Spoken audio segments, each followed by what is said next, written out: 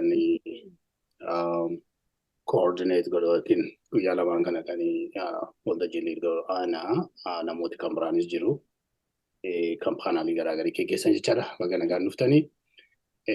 Sa'aatiin keenya har'aa amma sa'aatii 2tti deema. Sagantaa garaagarii jira. Keynote speakerii garaagarii jiraannaa qabaanna. Baga nagaan dhuftanii isin jedha.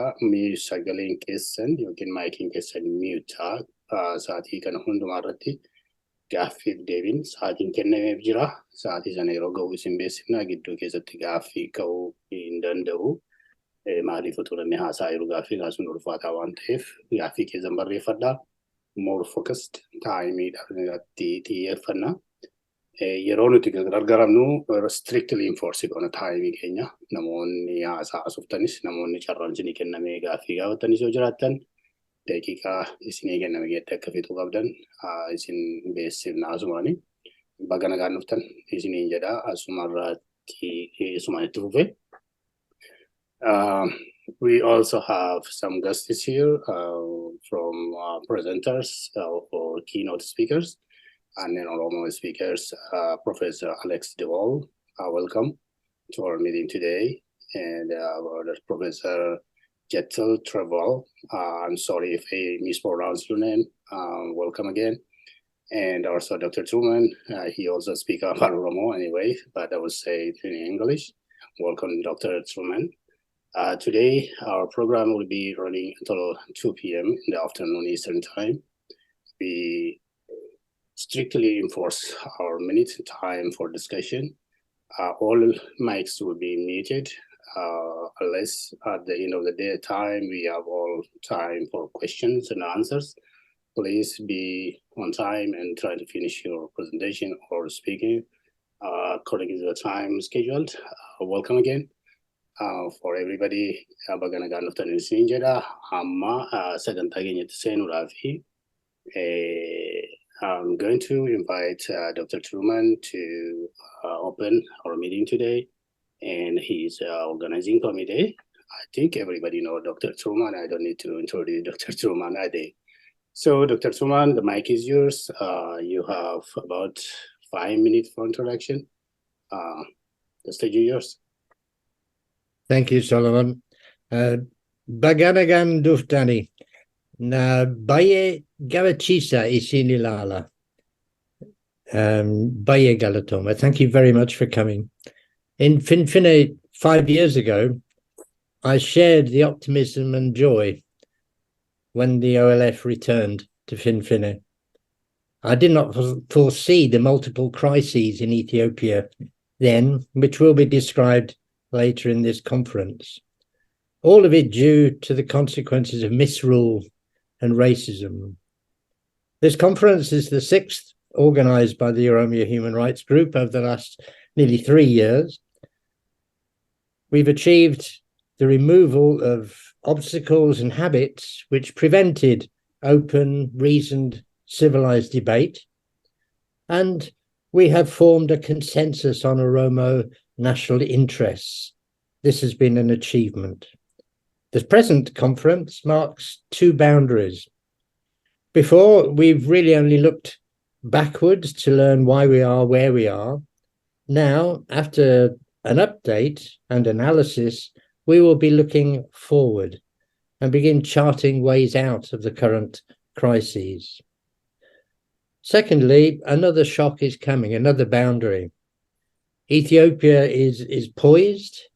It's on the brink of disintegration along the lines of Yugoslavia, Somalia, Sudan, Libya, even shades of what happened in Rwanda are possible. Or the Oromo could lead the peoples of Ethiopia out of this current mess. No one else can do it. Other political elites are bent on the old ways of domination and zero-sum politics. And there's no better way of starting this conference than hearing from 2 leading experts on Ethiopia, international renowned scholars, who I've been watching, listening to and reading for 25 to 30 years. And I'm very excited, and it's a great privilege to welcome both Alex Duval and Kjetil Tronvoll here. I ask everybody present to be open-minded, to actively listen and develop ideas, be prepared to change and discuss. And I believe it's my pleasure to introduce Alex de Waal and his keynote speech, Ethiopia's Crises in Oromiyaa and Identity and State Viability. Professor de Waal is Executive Director of the World Peace Foundation and a research professor at the Fletcher School, Tufts University. He's been a researcher and practitioner in the Horn of Africa since the 1980s, working on conflict, food security, and related issues. He was the senior advisor to the African Union High-Level Panel on Sudan and South Sudan. He's listed among the Foreign Policy's 100 most influential intellectuals in 2008 and Atlantic's Brave Thinkers in 2009. He's a recipient of the Royal Anthropological Institute's Huxley Award and has written 4 books since 2015 on the Horn of Africa, famine, pandemics and politics, and on Sudan. He's no stranger to controversy and often thinks outside the box. I'm very much looking forward to hearing what Alex has to say. So over to you now, Alex, and thank you for coming. Thank you very much, Trevor. It's an honor, it's a privilege to be with you and to take this leading role in this important conference. First of all, my condolences to many of you who have lost both loved ones and also lost dreams of what your communities and your nation could be. And so commiserations for the pain that many of you are suffering. And I just want to begin by respecting that. So facing any conflict that has turned to violence, the first obligation on the statesperson, whether a national leader or mediator or indeed an international figure, is to define the problem, because it goes without saying that if a problem is not diagnosed correctly, it cannot be solved. So let me reflect a little bit on how we might define our challenge. So the way I've framed the challenge is not as the crisis of the Oromo or the crisis of the Oromo within Ethiopia, but Ethiopia's crisis in Oromiyaa, or rather crises in the plural, because I think the two most significant underlying crises are the crisis of identity with which we're very familiar, and a crisis of political economy. And each of these has historical roots and continuities, manifest differently over each generation. And each time they have particular manifestations for the Oromo people, but they're fundamentally crises of the Ethiopian state. And I would argue that the issue of democracy and human rights is actually downstream from these questions. So let me look briefly at how these questions have been framed and changed over several generations. So for the Emperor Haile Selassie, the overriding question was the sovereign independence of the Ethiopian Empire, which meant that the other questions, identity, governance, development, didn't count, except insofar as they fed into that issue. In that period, the identity issue for the Oromo, I think, was encapsulated by the anthropologist Paul Baxter, who characterized the Oromo during imperial rule as, I quote, always on the outside looking in. To be exact, Oromo individuals were allowed in one by one on terms set by the gatekeepers of the state. And Oromo identity was defined both by reference to its language, culture, and history, but also was framed by the Amhara and the Ethiopian state. And Oromo identity could not be understood without looking at Amhara identity too. And indeed, the Amhara aristocracy had the privilege of defining the state and naming the Oromo. Now, a second quote concerning political economy from Marjorie Perham, who during the early 1930s described Haile Selassie as an absolute despot whose authority did not extend beyond the first checkpoint outside Addis Ababa. So this was how the King of Kings, the elect of God, ruled his empire. He kept the people poor, ignorant, ungoverned, dominated by low expectations. The student movement and the 1974 revolution were torn between the nationality question and the political economy question, which at that time was principally over land. And there was no consensus on which should be addressed first. And the revolution delivered some modest gains on nationality and some dramatic gains on land. And of course, it was the Oromo leadership that articulated the land reform agenda, though those who did so then became themselves victims of the revolution. And Oromo revolutionaries were divided as to whether to join or to resist, and they lost out on both counts. And as a collectivity, they remained on the outside looking in, though, as before, some individuals were allowed to pass. And some of the confusion among the Oromo political elite can be put down to the divisions and confusion among the Amhara political elite, who are, of course, no less divided over the revolution and its direction. But as a collectivity, the Amhara, of course, remained on the inside looking out, and individuals who chose to leave had a pass to re-enter the political establishment. And over time, the Derg co-opted their narrative, or perhaps they co-opted the Derg. The EPRDF revolution of 1991 manifested the same tension as 17 years earlier, the need to address both the nationality and the political economy question. And of course, once again, rather underappreciated perhaps, is that the federal formula was articulated most cogently by the Oromo leadership, although those leaders then became political casualties of the EPRDF. And that dispensation delivered on socio-cultural rights and on development and welfare, although these in turn generated new contradictions. It didn't deliver political rights. And the original sin of the EPRDF was the OPDO, which, in the words of Lencholeta, left the Oromo as a whole prisoners of prisoners. Nonetheless, many Oromo were ready to work within the EPRDF, taking over the OPDO from within. And again, of course, dividing the Oromo movement. And the progress during this period was profoundly ambiguous.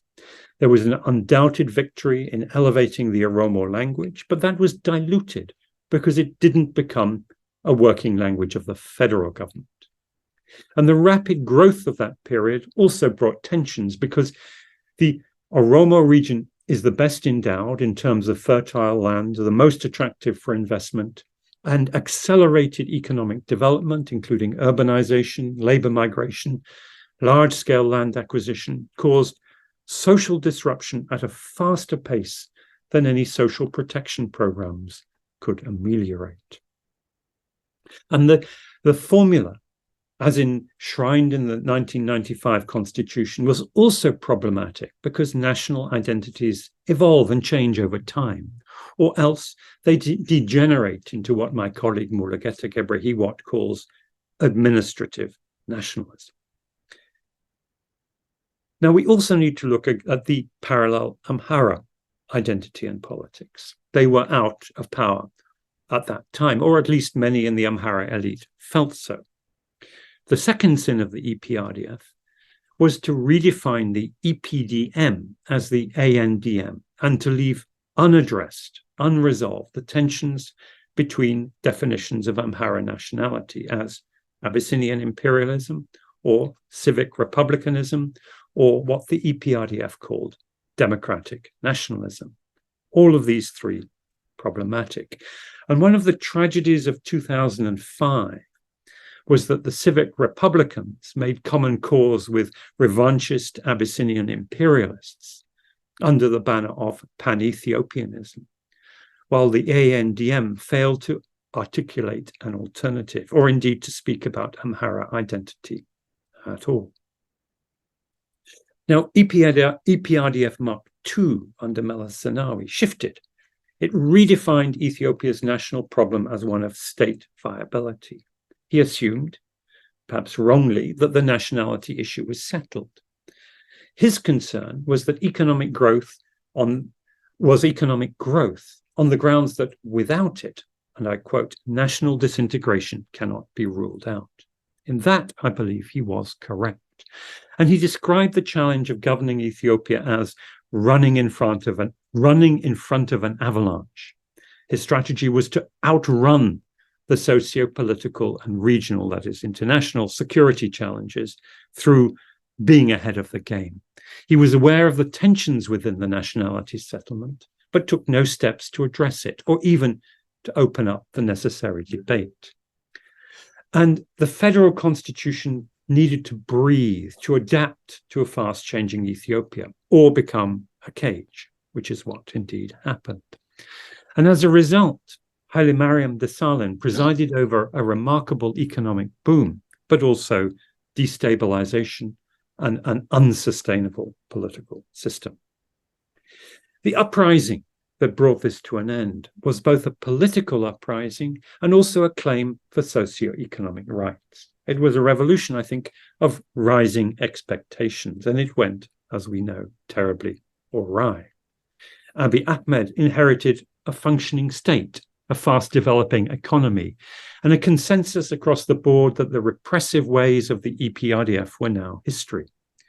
There are few leaders taking on the complex task of a political transition, of democratization from above, who had such strong cards in their hands. And Abiy took them for granted and wasted them. He didn't even try to define the problem. Rather, he assumed he possessed the magical formula for solving every problem, real or imagined. And the Oromo vacillated between joining and resisting, and the Amhara doubled down on a vengeful, revanchist nationalism that masked the differences among them. And we have rarely seen the politics of hatred in such pure, distilled form.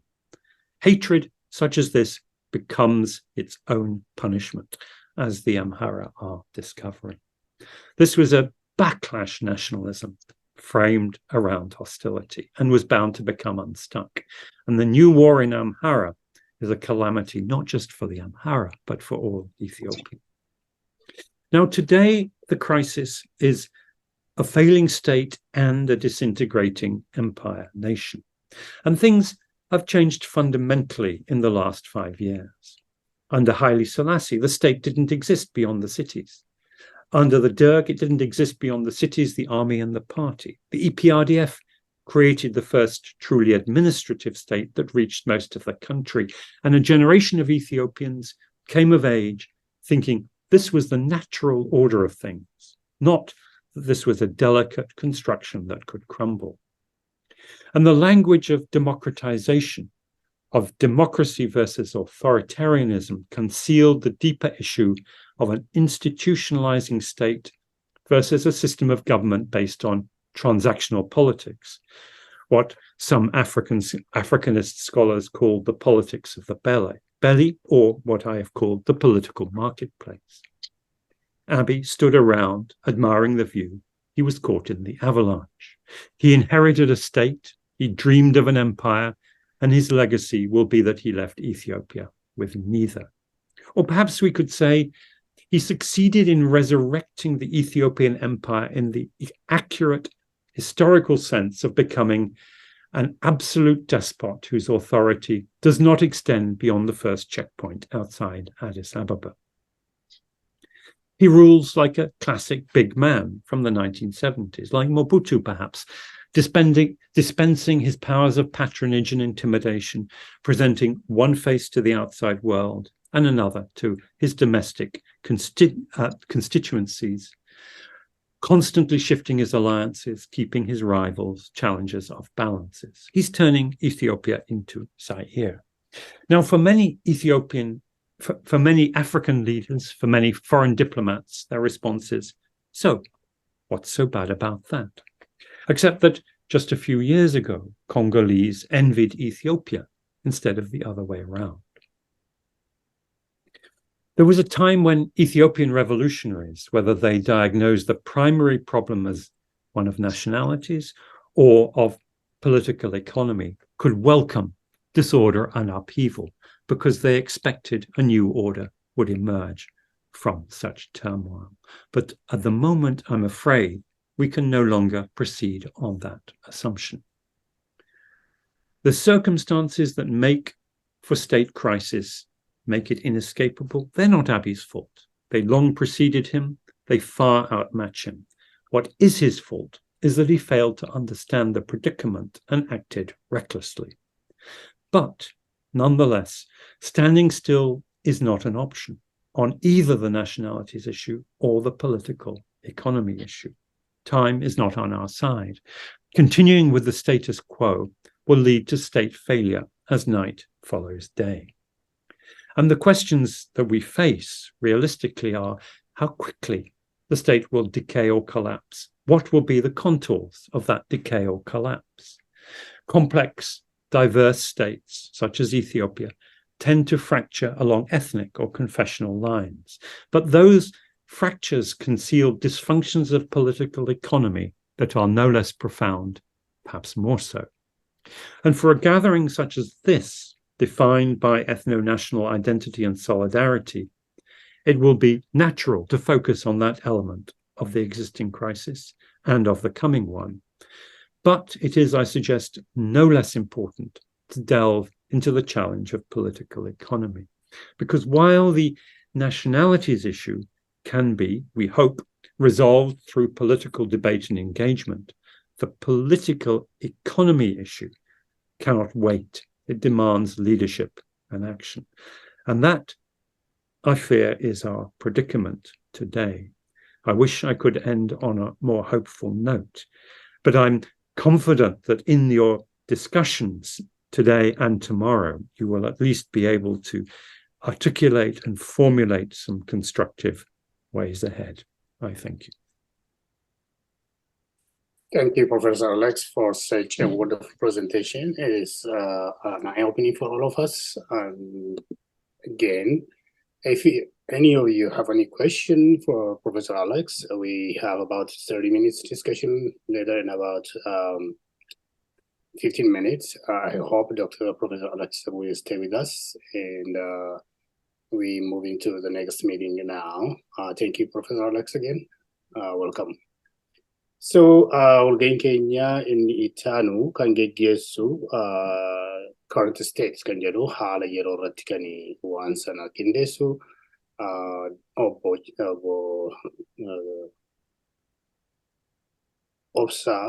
Tashaaleedha. Obbo Tashaaleen yoo jiraatte carraas ankeetii waltajjiinsaa jechaadha. Obbo Tashaaleen jirtaa?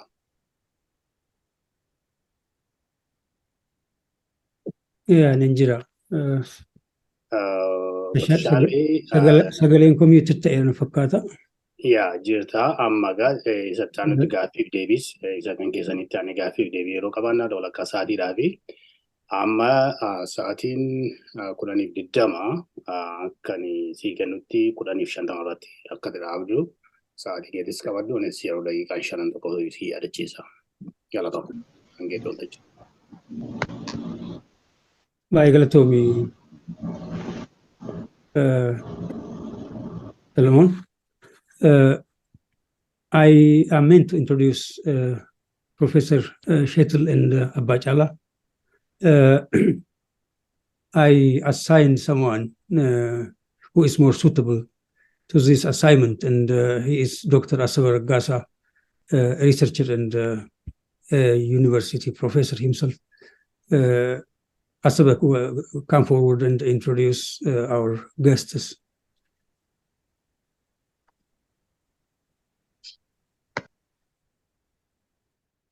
Okay. Thank you very much, Abu Tashale. I think now I would proceed. Thank you very much all also for this, for organizing the conference. just to say a few points before introducing our speakers. We are arranging this conference in a time when the Ethiopian state is in a deep crisis. State violence is becoming very rampant than ever before in history. Persecutions and killings have been happening day and night and every day. So the situation, as Professor Diwal has mentioned, the situation in Ethiopia has become the state of state collapse and a crisis. For kind of speaking on this, particularly going into the history and also reflecting on the current situations, we have two prominent speakers for this session. The first will be Professor Shetel Tromvol. Professor Shetel Tromvol is Professor of Peace and Conflict Studies at Oslo New University College.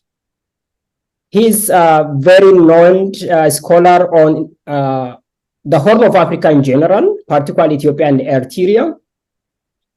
Professor Tromvol has written, published, researched on issues related to human rights, elections, peace and conflict studies, democracy, and published particularly two prominent books, which I myself have been also reading when I was at the early stage of my career. The first one, which many of you might remember, Brothers at War. And the second one is War and the Politics of Identity, with particular reference to Ethiopia. Professor Tromvol has also been reflecting very recently on the war in Ethiopia, particularly on in the northern part of Ethiopia, in the case in Tigray. But he's also very much conversant about the situation in Oromiyaa. So he will be speaking on what went wrong in Ethiopia and can it be fixed. For the sake of my continuity, I also introduce the second speaker, who will speak on the impact of the current civil war on the Oromo people. This speaker will be a veteran of the Oromo Liberation Front, who went to school and university during the imperial period, who experienced it himself about marginalizations, oppressions, and state violence during the 1970s, 1960s. And as a result of that, who was convinced to join and form the Oromo Liberation Front, the OLF, and continued until today, leading in different positions, the struggle for liberation of the Oromo. And this is Obachala Lata. And Obachala also published very recently a book about Jirenya Kapso Abao, the life and the journey of the OLF. They will be talking on different topics, as I mentioned. Now the floor is for Professor Shetel Tromvol. Professor Shetel, 15 minutes. Thank you so much for that kind of introduction. Akamirtu to all friends of Oromo. And yes, the title I was asked to speak on, it's more the broader Ethiopian context. And I named it, What's Wrong with Ethiopia and Can It Be Fixed?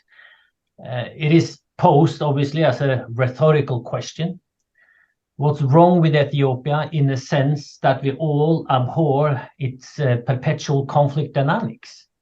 Why is Ethiopia caught in what appears to be an endless cycle of conflicts? And how come no regime seemed to manage to fix it, to stop the endless bloodsheds occurring in sites across the country?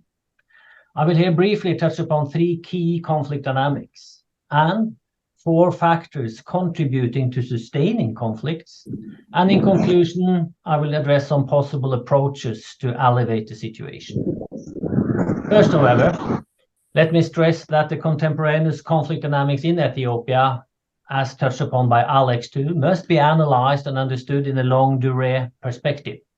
Most of the conflicts ravaging the country today have their origin maybe 50 years, 70 years, or maybe even 120 years ago. And their convoluted character disallow ready-made best practice conflict resolution approaches generally facilitated by international actors. So my starting position here, as a Ferengi myself, is not to present any conclusions or recommendations, only some modest reflections based upon Ethiopian particularities and comparative research. So the 3 key conflict dimensions we see in Ethiopia today. There is not a civil war in Ethiopia, but multiple conflicts rooted in, influenced, and driven by a variety of different actors. The key violent conflict we see unfolding today, however, can, for sake of simplification, be understood along 3 dimensions. And excuse me for not elaborating or including other conflict dimensions, as time restrictions do not allow me to do so. The first one, center-periphery conflicts, where politically positioned actors are fighting to secure or increase regional autonomy and a devolved system of governance, in opposition to a perceived or real centralizing federal government. These conflicts are reflecting the waxing and waning strength of regional versus central authorities today, as well as in history. The Tigray and Oromo resistance, contemporary and historically, towards a centralizing state are cases in point to illustrate this conflict dimension. The second one, intercommunal or horizontal conflicts between groups defined along ethnic or clan lines and fought mainly over grounded resources, more specifically the control of territory.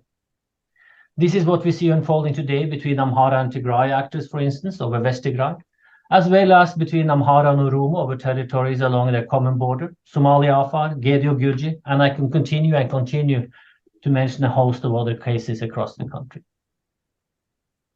The third conflict dimension, however, is much more nuanced and challenging to unpack, as it relates to citizens and collectives' understanding of and relation to the state itself.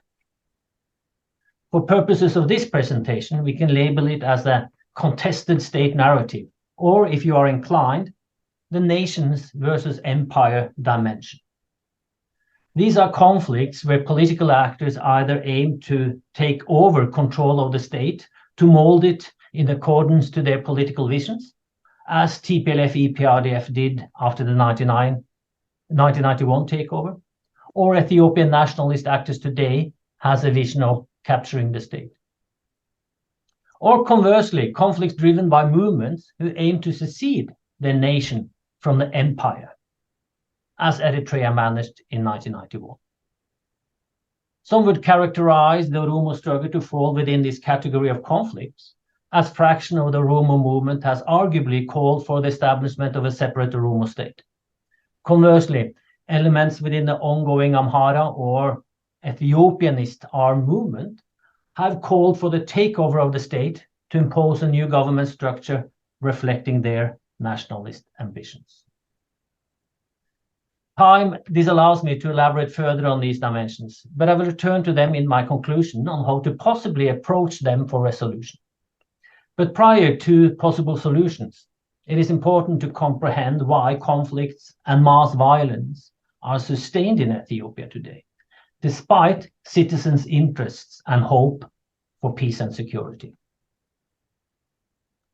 There have been numerous attempts throughout the last 50, 60 years or so to solve some of these intrinsic conflict dimensions in Ethiopia, including 2 revolutions and several regime changes. The last one only 5 years ago, as we all remember vividly, alas, all of them in vain. Conflicts are still rampant. Numerous attempts of peace and reconciliation processes have been carried out, and formal peace and cessation hostilities agreements have been signed. Nevertheless, relapse to conflict is the norm in Ethiopia, and not the exception. Why is it so? To start with, root causes of conflicts are different than triggering factors creating the outbreak of violence. Furthermore, factors sustaining conflicts and preventing peacemaking are often something very different than what caused the conflict in the first place. The comparative literature on state building, political transition, and war may help us to understand the cycle of violence and the constraints to peacemaking in Ethiopia. This is framed in an understanding that Ethiopia has been in a continuous political transition since the 1960s student movement started to challenge the imperial order and the master narrative of Ethiopian exceptionalism and Ethiopianism. A transition that continued during the Derg military junta and even after the EPRDF takeover in 1991. And the transition is still ongoing under Abiy Ahmed and Prosperity Party. Let us understand then why the relapse to conflict during such a transition. First, countries with a deep history of violence, conflict, civil wars are more prone to reverting to violence as a mean to impose a hegemonic position or to solve political discords if institutionalized politics, as for instance elections, fail to produce the result wanted. Hardly any country in the world is as conflict-prone as Ethiopia, which have experienced large-scale civil wars in more or less every generation for the past 200 years, and continuously encounter multiple small-scale conflicts spread across its vast territory. There are many factors contributing to the continuous cycles of violence in the country, from a manifestation of past dependency, reflection of political culture, inclination of warrior traditions, exhibition of masculinity, remnants of a warring feudal tradition. All factors have been mentioned in scholarly research. Politics in Ethiopia exhibits all these characteristics, which are determinantal to undermine a transition to stability, increased democratization, and nationwide civilized and non-violent politics. This leads us to the second factor, the institutional capacity and capability of the state and the composition of society itself. Paul Collier, he can be criticized on many issues, but he has also described that states inhabited by the world's bottom billion as structurally dangerous. These states lack institutionalized and agreed upon procedures to manage political discord. They lack institutions of checks and balances to restrict executive power and protect minority concern. They lack equitable distribution of public wealth and resources. And finally, they lack an independent judiciary which can subject officials to the law. These are all essential attributes to ensure and secure government accountability and legitimacy to discourage political protest and armed rebellion. Politics in such states tends thus to be a zero-sum game and cast in the language of an existential struggle in which contestants are willing to use all means, including mass violence, to obtain or sustain power. Adding to the dangers of the inherent structural weakness of the Ethiopian state is also the heightened insecurity created by the political transition itself. Ethiopia is in all practical terms an autocracy, although a democratic multi-party constitution was ratified in 1995. Since then, it has been argued that Ethiopia has been transitioning to democracy, although every multi-party election since 1995 have been deeply rigged and manipulated. As revolutions and processes of democratization involve dismantling all the institutions of control and coercion to be replaced by new organs with initial very little authority. This facilitates opportunities of contestation and conflict. Comparative research indicates that particularly susceptible for conflict are countries transitioning from repressive authoritarian and military rule, as Ethiopia is. The final characteristics about Ethiopia relevant to understand to the challenges of peacemaking is its extreme identity-based and driven politics. Although with some ambiguity, research findings points to that ethnic divisions in general influence conflicts. Moreover, the federal system in Ethiopia, which put emphasis on group rights and ethnicity, is attributed by many scholars to enhance conflict dynamics in the country. When political visions and positions are articulated and aligned with the ethnic group in contestation with other groups with conflicting interests and demands, it follows that if no political middle ground is found, a possible mobilization of support will be based on ethnicity. In such context, political discourse is often framed as an existential threat to the group's survival, thus exacerbating existing tensions that might likely lead to violent outcomes. All of the above characteristics of Ethiopian politics and society are framing the ongoing political transition and influence agency of individual and collective actors across the country, yesterday, today, and tomorrow. To overcome these deeply entrenched and intrinsic attributes of society, the state, its governance system, and its political culture is an overwhelming task which may take generations to achieve. So, let me start to sum up. What can be done, if anything at all, to fix Ethiopia's problems with ending perpetual conflict dynamics?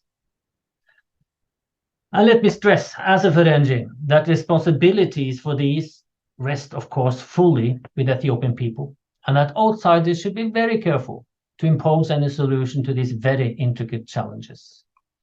Moreover, the international diplomatic community and the development industry should pause and reflect upon the imperative of do no harm in designing possible intervention programming. We often see that in our sincere, or maybe not so sincere, interest to help, the do no harm principle is forgotten, and interventions actually prolong conflicts instead of reconciling them. And I think that's a valid point in the current international engagement with Ethiopia to keep in mind. With this caveat, let me briefly outline some possible approaches relating to the three conflict dynamics mentioned in my introduction. Conflicts over the power balance between regional autonomy and central authority have haunted Ethiopia for decades. The new constitution of 1995 was intended once and for all to solve this. But we all know that the constitutional framework has intrinsic problems in its own right, and today we can even consider it to be part of the problem.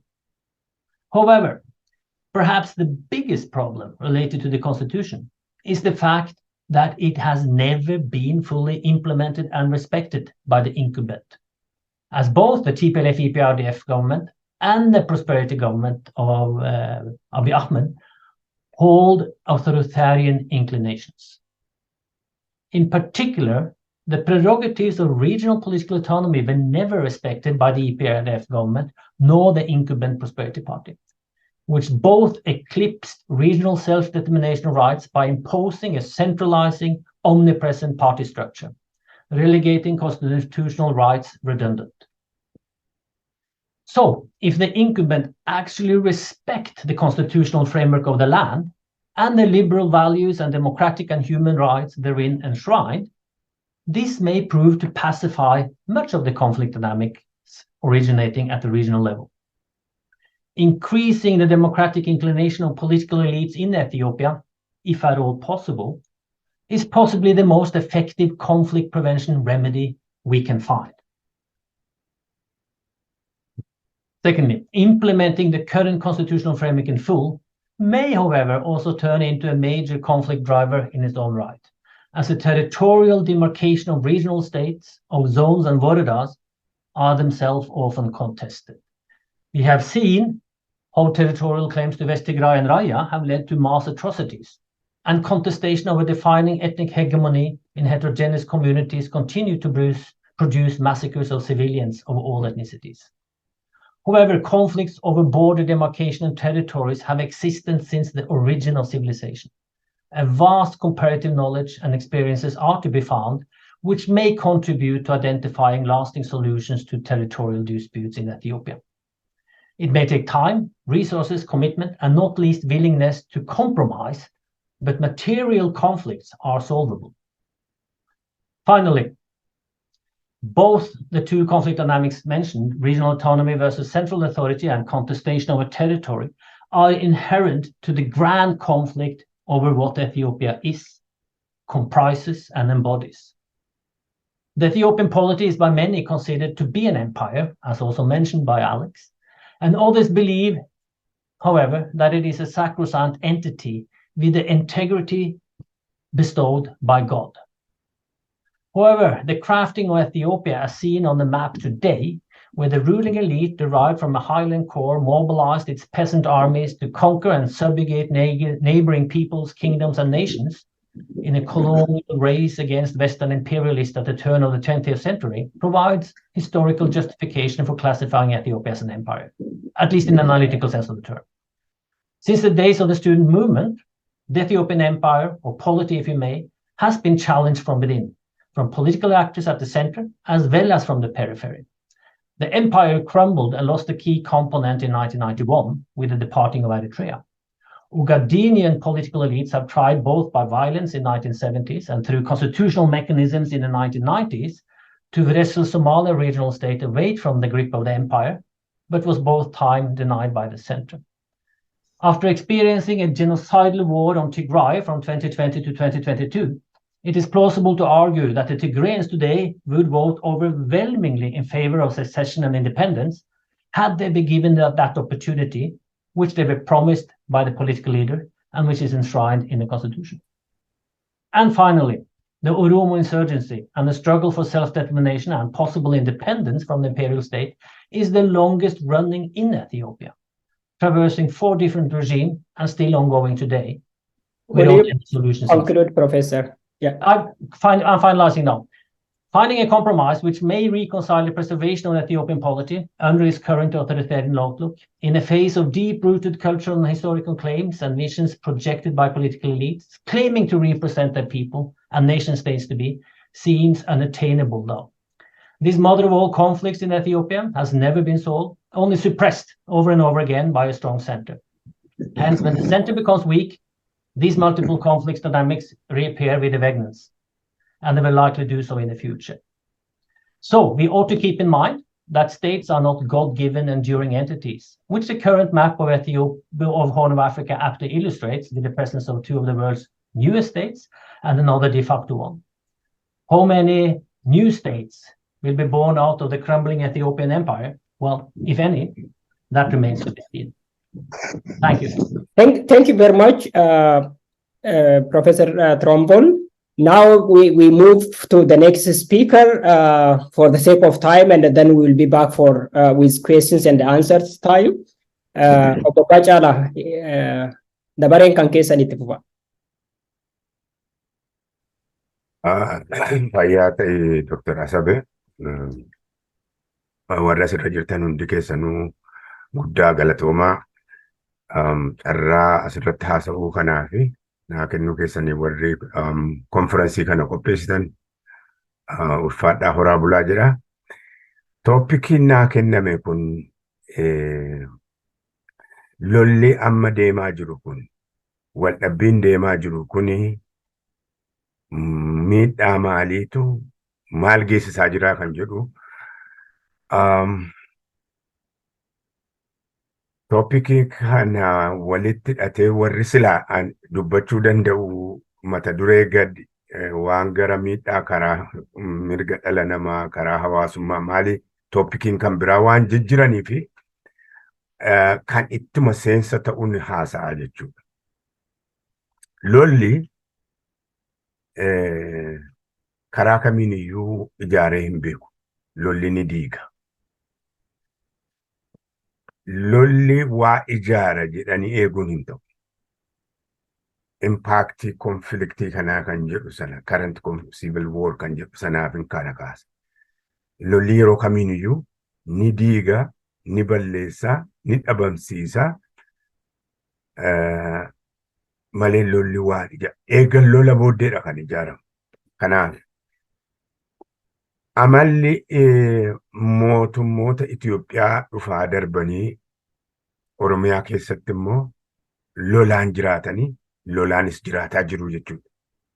Kanaaf lolli isaan Oromiyaa keessatti deemsisaa jiran kan har'aa duwwaa miti. Kan gaafa Oromiyaan cabeerraa ka'ee Oromiyaa keessatti uummata Oromoo irratti lolli deemaatu dhufe garuu inni ammaa kun isa hundaarra cimaa ta'e jechuudha. Waggaa 5 darban kana keessa kan ta'an duwwaatti tuttuqee bira darba kan Oromiyaatiin baay'ee fuulleeffadha. Waggaa 5 darban kana keessatti loloota gurguddaan deeman 3 tokko kan dhaabbate 2 immoo kan itti fufanii jiranidha. Isaan kun hundi isaanii kan lolaman lolli deeme kun kan Tigraay wajjiniin waggaa 2 deeme, kan Faannoo wajjiniin yoo kana deemaa jiru, kan Oromoo wajjin Oromiyaa keessatti waggaa 5 deemaa jiru hundisaa qabeenya Oromiyaatiin lolame jechuudha. Qabeenya Oromiyaatiin lolame, humna Oromiyaatiin lolame, lubbuu Oromootiin lolame jechuudha. Lolli Tigraay keessatti lolames karaa kamiinuu naanna'ee Oromoodhaanitu lolame jechuudha. Oromootti dhimma bahameeti. Kanaaf miidhaan isaa hawaasa Oromoo irratti, uummata Oromoo irratti dachaadhaan ta'a jechuudha. Hawaasa hundumaa ni miidha. Garuu kan Oromoo dachaa guddaa ta'a jechuudha. Asirratti gaatiigan as deebinee yoo kan Oromoo keessaa ilaalle, kan Oromoo keessaa mootummootii Itoophiyaa dhufanii aangoo qabatan hundi gaaffii siyaasaa uummati Oromoo gaafatu deebisuu diduurraati. Lola itti bananii afaan qawweetiin cabsinee qabanneetu bulchinaa jechuudhaan bara dargiis bara jireenya dargii guutummaa lolarra ture. Bara mootummaa wayyaanee, bara mootummaa Dassaalanyis, bara mootummaa Abiy Ahmedis Oromoon lolarra jira jechuudha. Garuu kan akka ammaa isa lola ammaa jiru kana mootummaan ifa baase qurxummii qabuudhaa fi galaana gossuu qabna jedhee qondaalli mootummaa dubbate hin jiru jechuudha. Isa dubbate duwwaa miti immoo dhugaatti hojiirra oolchaa jiran. Oromiyaan komaandi poostii jala jirti. Komaandi poostii jechuun immoo kan seeraan utuu hin ta'in waraanaanii waan barbaadan tarkaanfii fudhatanii ajjeesuu, dhabamsiisuu mirga itti qabanidha jechuudha. Kan immoo dirreetti argine magaalaa Dambidolloo keessatti akkaataa itti nama qabanii harkaa qabanii utuu seeratti tuun dhiyeesse utuu waa tokko hin godhin uummata haadhaaf abbaa duratti mataa keessa rukutanii bataa baqassanii ajjeesan. Kanaaf mirga sanaatu kennamee jira Oromiyaa keessatti komaandi poostiidhaan. Oromooni waggoota yoo gabaabbate waggoota arfan darban kana nagaan jiraatee hin beeku. Lolichi lola warra hidhatee bosonaa lolu waraana bilisummaa Oromoo duwwaa irratti tuun ta'in guutummaa uummata Oromoo irratti kan lolichi banamee jiru. Hamma mucaa waggaa 3-4 ajjeesuuttitu lolli kun deemaa jira jechuudha.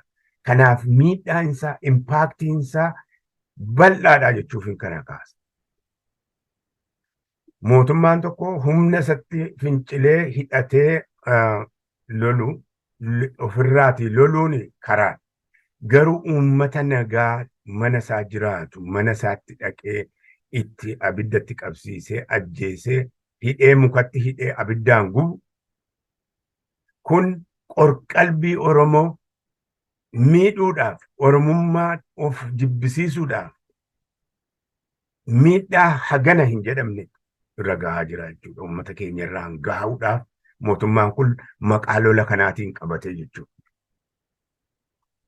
Har'a Oromiyaa keessatti wanti dagaaginaa, wanti guddinaa, wanti jireenya uummataa wayyeessa jedhamu hojjetamaa hin jiru. Kan jirutu dhabamaa jira. Fakkeenyuma kaasuuf manni barnootaa bakka buufata waraanaati. Barcumii deskiin ijoolleen irratti barattu guurameetu dahannoo ittiin tolfatu mishigii ittiin tolfataa jiran. Iskoolii caccabeera haaraan ijaaramuu utuu hin ta'in iyyuu. Manni kiliinikiin akka kana. Kiliinikiin haaraatu ijaaramaa miti. Inni jiru iyyuu qoricha hin qabu. Hojjetaa hin qabu. Ogeessa fayyaa hin qabu. Bakki itti sababa lolaa kanarraatii kan ka'e nama dhukkubsate sireetti baatanii sa'aatii 6 miilaan deemanii hospitaala geessantu jira. Hamma sadarkaa sanaatti miidhaan waraanni kun uummata keenya irraan gahaa jiru. Kan biraa karaa qonnaa, karaa horachuu, karaa jireenyaattis waggaa arfan darban kana keessa uummati keenya buna qotatee, bunni bosona keessa jira, bosonaati buna isaa qotatee aramatee galfachuu dadhabeetu, gurgurachuu dadhabeetu hiyyumaan saaxilamee jira. Bakka itti midhaan inni qotame kuni wanbadee nyaachiftu jechuudhaan ciranii balleessantu jira. Kanaaf uummaticha hiyyoomsine, uummaticha deegsineetu waraana kana moohannaa kan jedhuudhaanitu lolli walumaa galatti uummata keenya irratti banamee jira jechuudha. Qotee bulaa irratti banamee jira jechuudha. Isa duwwaa hin taane uummata sababa roobii dhabuutiin beelli waggaa 3-4 rooba dhabuutiin itti dhufaa jiru dirmachuu fi dhabanii akkaataa isaan sababa lolaa kanaan qabatanii uummata Booranaa, Oromoo Booranaa lafarraa dhabamsiisuu itti hojjetan waan ragaa qabatamaa jirudha jechuudha. Kanatti dabalee karaa dinagdeetiin uummati keenya hiyyuma kana hin jedhamne.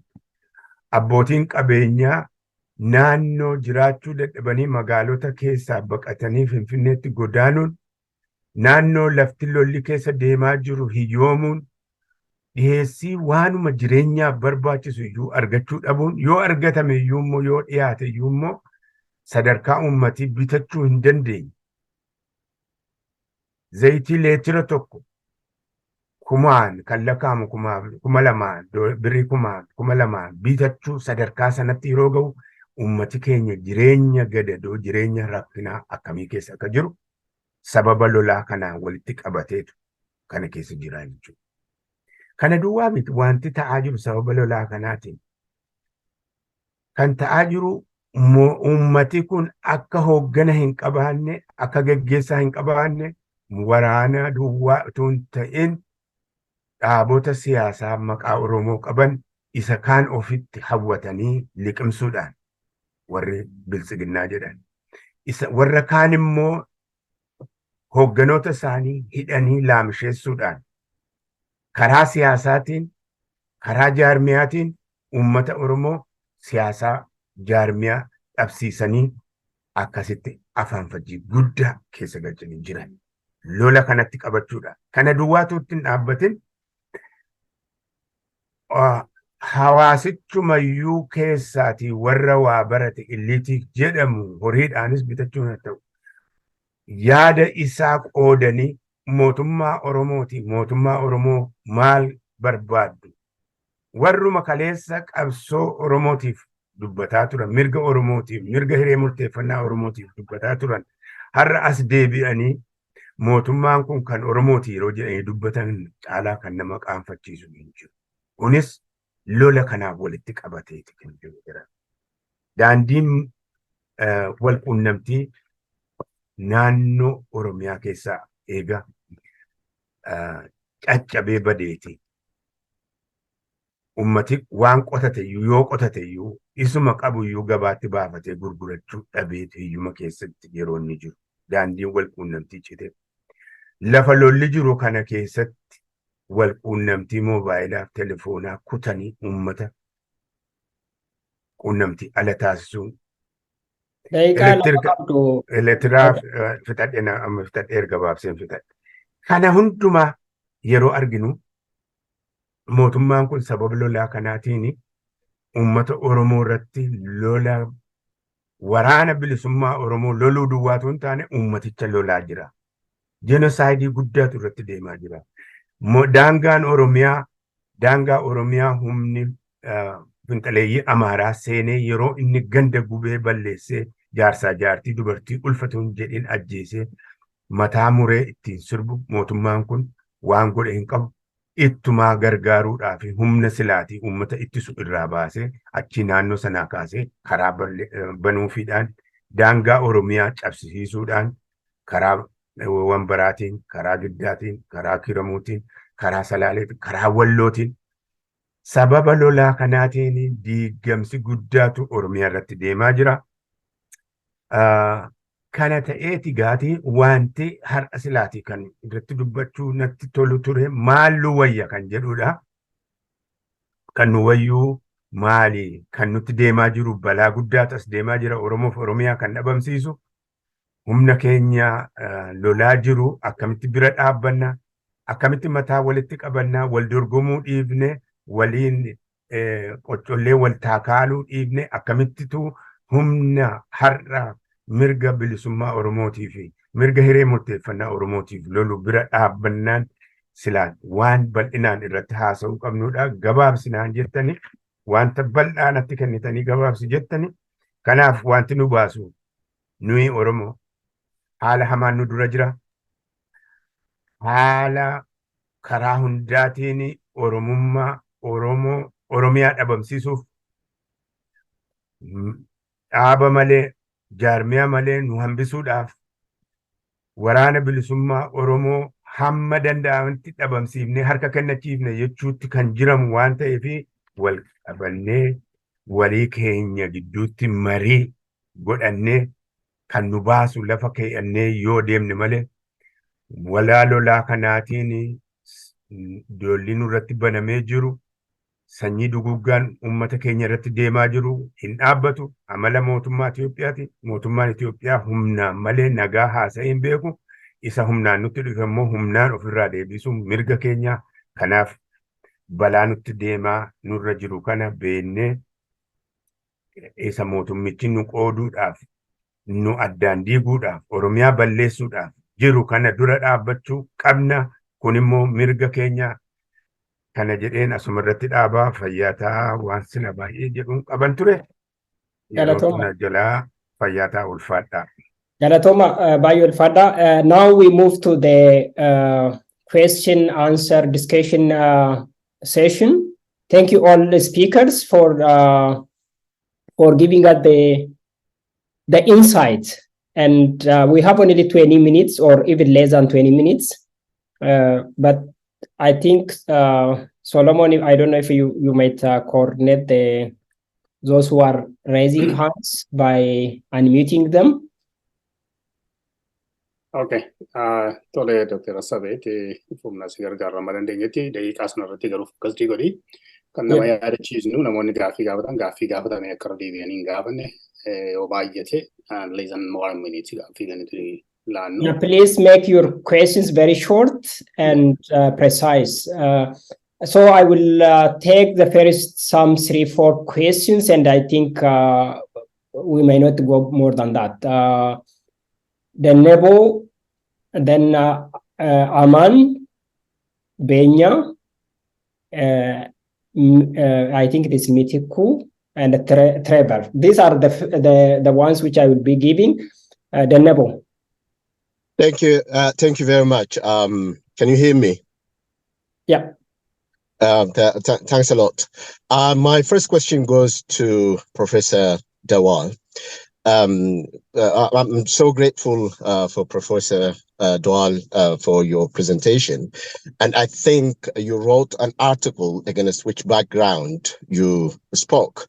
On that article, you said, I quote, "The Oromo movement that brought the EPRDF to its knee is not sufficiently organized to present a clear alternative, though it may have the potential to veto dispensation not in to its liking."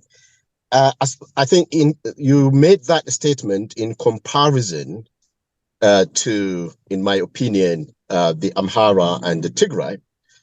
My question is this: as far as I know, the Oromo Liberation Movement, whether we're talking about the OLF or Oromo Liberation Army, are the only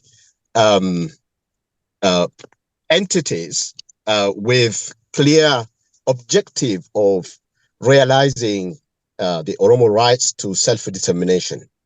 That is abundantly clear. Please make your question very clear and precise. All right. My question is, on what assessment did you make that a statement when the Oromo Liberation Army have got clear agenda, and when you say clear, alternative? So that's one question. I wish you could elaborate on that. My second question is, I'm raising this point perhaps it's because that objective, that goal of the Oromo Liberation Army. Please go to the next question if you could. Right. Yeah. Okay. All right. Okay. My second question is for all the speakers. In your presentation, you you inclined to make kind of proposal as to how to bring about change or resolve the crisis only within the framework of Empire of Ethiopia.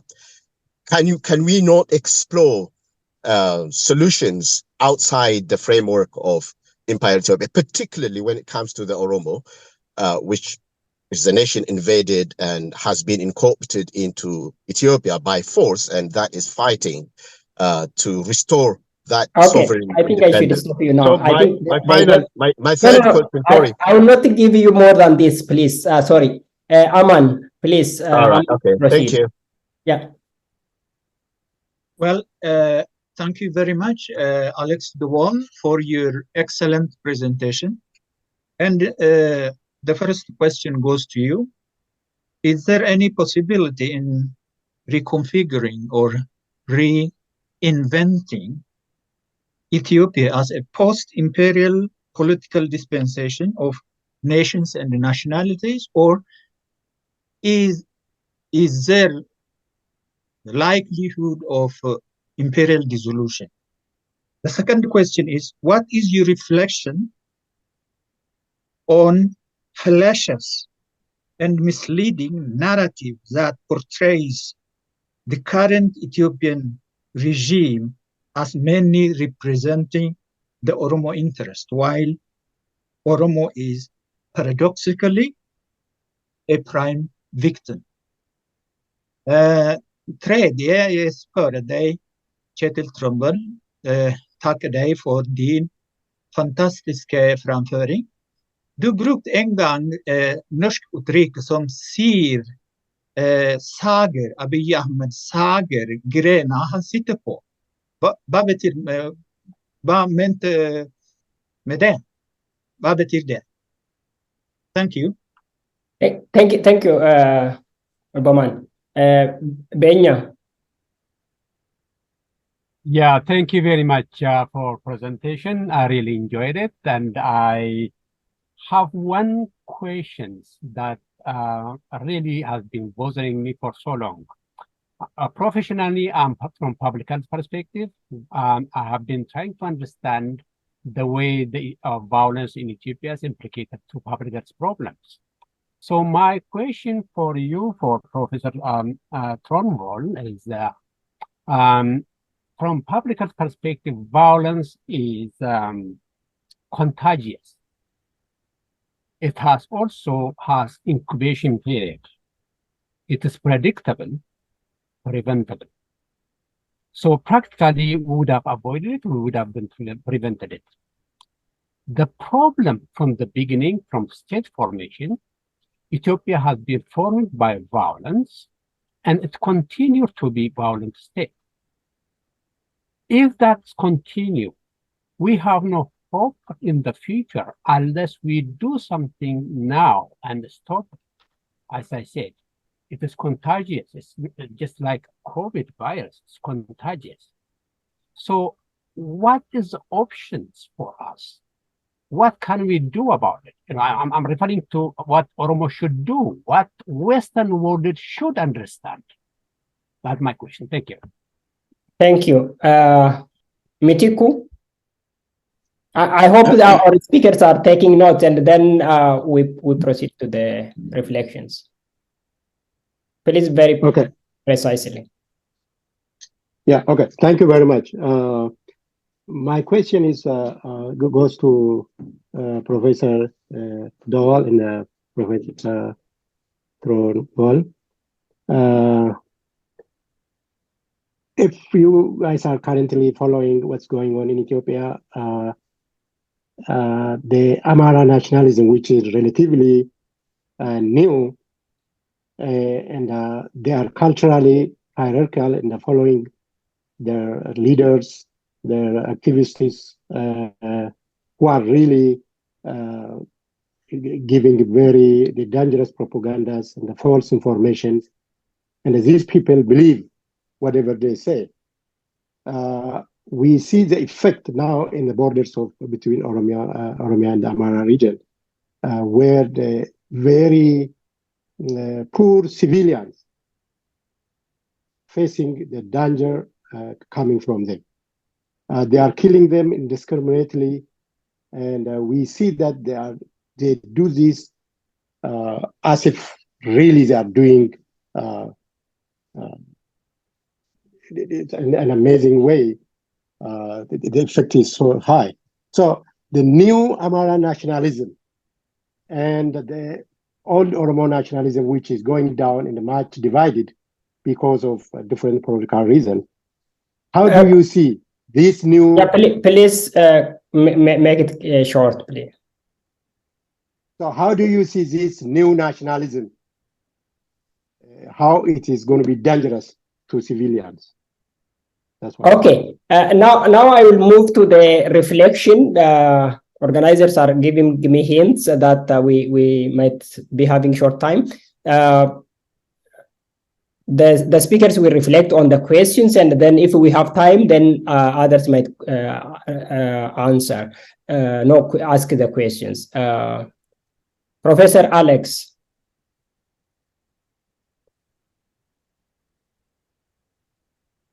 Is Professor Alex around back? Because he mentioned. He is not. Okay. Professor Tronwall. Yes, thank you. Please reflect on the questions. I think Alex left us. Let me briefly try to address the questions. And I'm not sure I fully understood all of them, but the first one, if there exists a solution for Oromiyaa outside the Ethiopian Empire. If I understand that question correct, meaning that we should look upon Oromiyaa separately or succeeded from Ethiopia, and if that is a solution. If Oromiyaa becomes a separate state from Rump Ethiopia, I think it will be hard. It is conceivable, certainly, but I think it will create certainly a lot of new problems and additional problems, not only for Rump Ethiopia, but also for Oromiyaa, exactly because the territory of the Oromiyaa regional state today is so vast and stretches across what is defined as Ethiopia. But obviously, as the political context is, if the political context is worsening, these kind of political visions need to be further entertained, and the challenges of that scenario needs to be addressed to see if that scenario is feasible. I still haven't seen, and I'm sure I have missed a lot of it, but I'm trying to follow at least academic production on it. I still haven't seen any good assessment of that scenario, how it is supposed to be fulfilled, and how to mitigate then the fallout on West Ethiopia, so to say. looking forward to see any studies of that. If any one of you have that, please inform me. My Norwegian Scandinavian friend, he asked an interesting question in Norwegian, and he said that I have earlier said that Abiy is cutting off the branch he's sitting on, and what did I mean with that expression? And I think Alex was alluding to that earlier too, that Abiy Ahmed had all the potential to succeed in bringing Ethiopia forward into a real, genuine transition when he took power in 2018. Even in Tigray, and I was there, they were overwhelmingly in favor of what Abiy started the first weeks, the first 2 months in office, with liberalizing, open up society, freedom of expression, freedom of assembly, and so on, and pushing back the authoritarian state, not only at the Ethiopia level, but he also pushed back the authoritarian state in Tigray, which was very much welcomed by Tigrayans. But sadly enough, he soon relapsed to old tradition and habits, as we see it with the political elite in Ethiopia, and started to enforce authoritarian practices again already in July 2018. And so that was the meaning behind my expression that he is cutting off the branch he's sitting on. He had all the potential to succeed, as Isaias Afwerki, for instance, had in 1991, 1993, and Abiy has spoiled it. He has, what is the expression? He has never lost the opportunity to lose an opportunity. The Begna, your question, violence is contagious, but it's also preventable. And why can we not stop the cycles of violence in Ethiopia? And exactly that's what I mentioned with these four factors contributing to sustaining violence in Ethiopia. I think both the academic literature shows and the experiences of today of people across Ethiopia. Violence is so multifaceted. It is so ingrained in the appearance of the state that the state in Ethiopia historically and today, and by the state I mean the different actors calling to represent the state, from the federal level to the regional state to the zone to the woredas, be that the security apparatus, but also the civilian administration, the bureaucracy itself, have exhibited violence with impunity for years after years after years after years. That creates and sustains a political culture which is very difficult to stop. And it reflects back again to civilian actors that violence is an opportune instrument to use to hit back on state actors for protection or for revenge or for political purposes. I often try to inform my politicians and diplomats in Europe and Scandinavia that the political thinking among certain, I'm not saying all, but among leading political elites in Ethiopia is that violence is maybe the first tool they have in their political toolbox, instead of the last, where it should be the utmost last tool. And we see it over and over again. And how to breach that cycle? Well, I don't have any answer to that. I don't know. It might take generations, as I said. And finally, Mitiku's question on, I believe, the new nationalism. You are referring to the Amhara nationalism as we see it unfolding today. And the dangers of that is certainly so.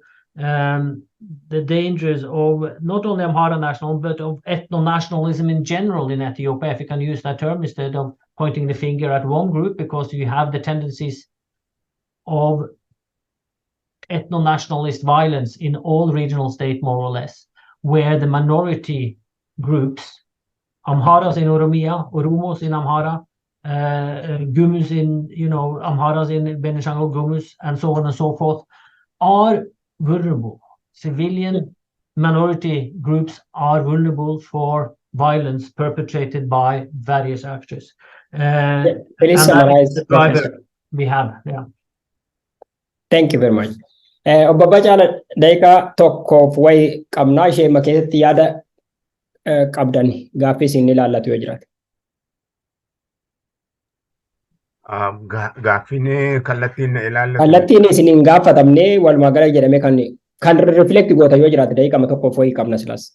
Yaa daqiiqaa tokko kana keessatti waanan jechuu barbaadu mootummaan Itoophiyaa dhufanii darban hundi gaaffii Oromoo deebisuuf hin jiran. Oromoon gaaffii isaa gaaffii ifaa lafaa qabaa. Kanammoo kan inni argachuu danda'u akka sabaatti yoo keessa isaatti gaaffii kanarratti wal ijaaree waliin cimee ka'e malee walii isaa gidduutti as deebi'ee ana malee jedha ta'e. Kuni gaaffii Oromoo danqaa, gaaffii Oromoo akka dhageettiin arganne taasisa. Waraanni sadarkaa hundaatti waraanni bilisummaa Oromoo sadarkaa hundaatti guddataa dabalaa deemaa jira. Jijjiirraa mootummaa tokkorraati mootummaa kan biraatti dhufu gaaffii Oromoo itti cimsaa deema. Akkuma isaan miidhaa Oromoo irraan gahan dabalaa dhufanii gaaffiin Oromoo immoo humni sochiin Oromoo immoo bal'ataatu har'a Oromiyaa guutuu keessa jira. Kana akka inni of duuba hin deebine taasisuu irratti qoonni warra baratee Oromoo keessaatii rogeeyyiin wal qooduu walii dhaggeeffachuu dhabuu dhiisee wal duukaa luucca'ee kanaaf akka tumsa ta'u balaa Oromootti deemaa dhufaa jirutu jira. Balaa sana keessaa baafuudhaa kan dandeenyu immoo akka sabaatti yoo sochoone duwwaadha. Yeroon nuyi itti abaluun sana jaarmiyaa sana abaluun kana jennu miti akka sabaatti yeroo nuyi socho'uu qabnu amma. Kanarratti jabaatee hojjechuu qaba. Oromoo wal dhaga'uu, wal dhageeffachuu, wal dhugeeffachuudhatu qaba. Walii isaa wal takaaluu hin qabu. Wanti ala kanatti dhaga'amaa jiru kan wal qoqqooduu kun baay'ee nama suukanneessa. Kanarraa of haa qusatu Oromooni. Kanuman dhaamuu barbaada. Ulfaadha baay'ee galatooma. Thank you very much our speakers and unfortunately we have to stop this session here and then we move to the next session. Those of you who had questions, you might get the chance in the next round. Now I introduce speakers of the next session, and the team by itself is also a bit different. The team of our speakers will be on the short and long-term impact of the war on the Oromo and then the way forward. I have two speakers in this category. The first one is Mr. Idao Kallu. He is a lecturer at Glasgow University in the UK. His specialization is on areas of environmental issues, socioeconomic problems, and issues related to justice. And he speaks on more of the economic consequences of the war on the Oromo. And the next speaker in this category will be Professor Makuria Bulcha. I think all of you know Professor Makuria. There is no need of much introduction.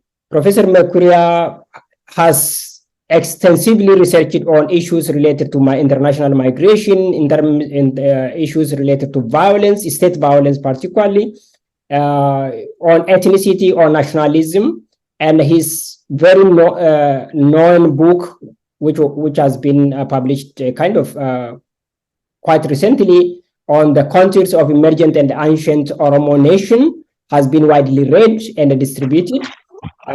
He's a professor of sociology at the University of Uppsala in Sweden. And the first speaker will be Mr. Edao. 15 minutes, please.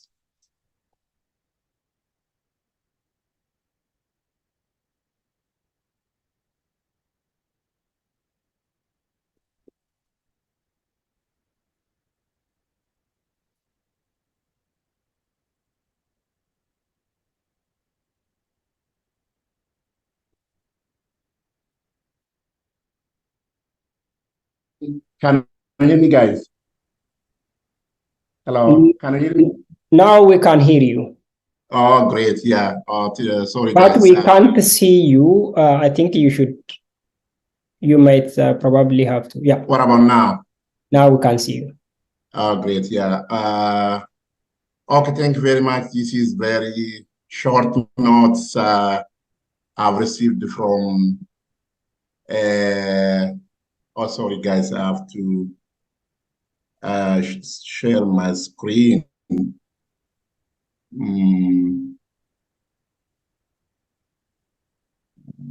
Guys, when I'm sharing, I'm missing my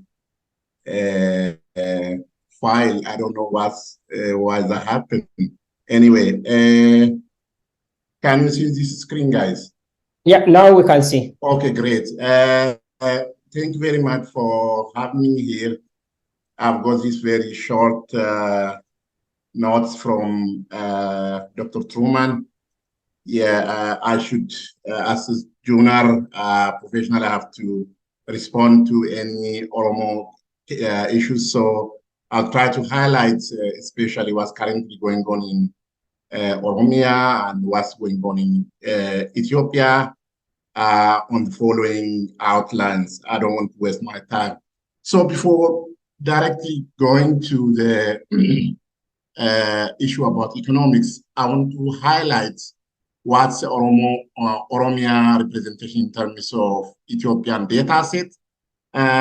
Obochala Lata has explained very well, thank you for that, how Oromo is, representing or any issue, going on in that country. In terms of population, as we know, the majority, there is no any question, over 40% of the population in that country is, this is the biggest nation. In terms of land mass, we are claiming it's over 600,000 square kilometers, but the current data on official current data is around 350,000, which is considered about 32% of the total land mass. GDP, in terms of GDP, around 62%, income contribution around 60%, and the food supply to that country is nearly 50%. So having this data, when we are talking about Ethiopia, we are talking literally about Oromo. That's something I want to make a point here.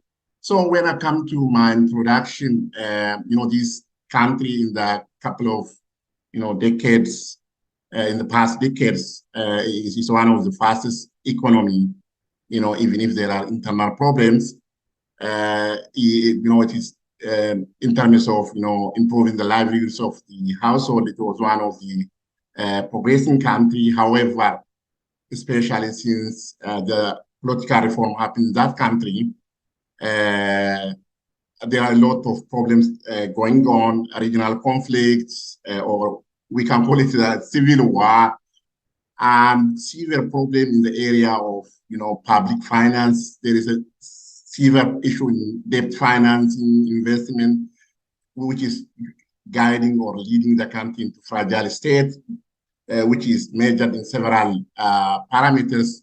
Now, Ethiopia is lined up, 11th country, which is, as a fragile state. So these problems are exposing the country for so many issues: national security, debt issues, debt and deficits, and currently in the area of, currencies.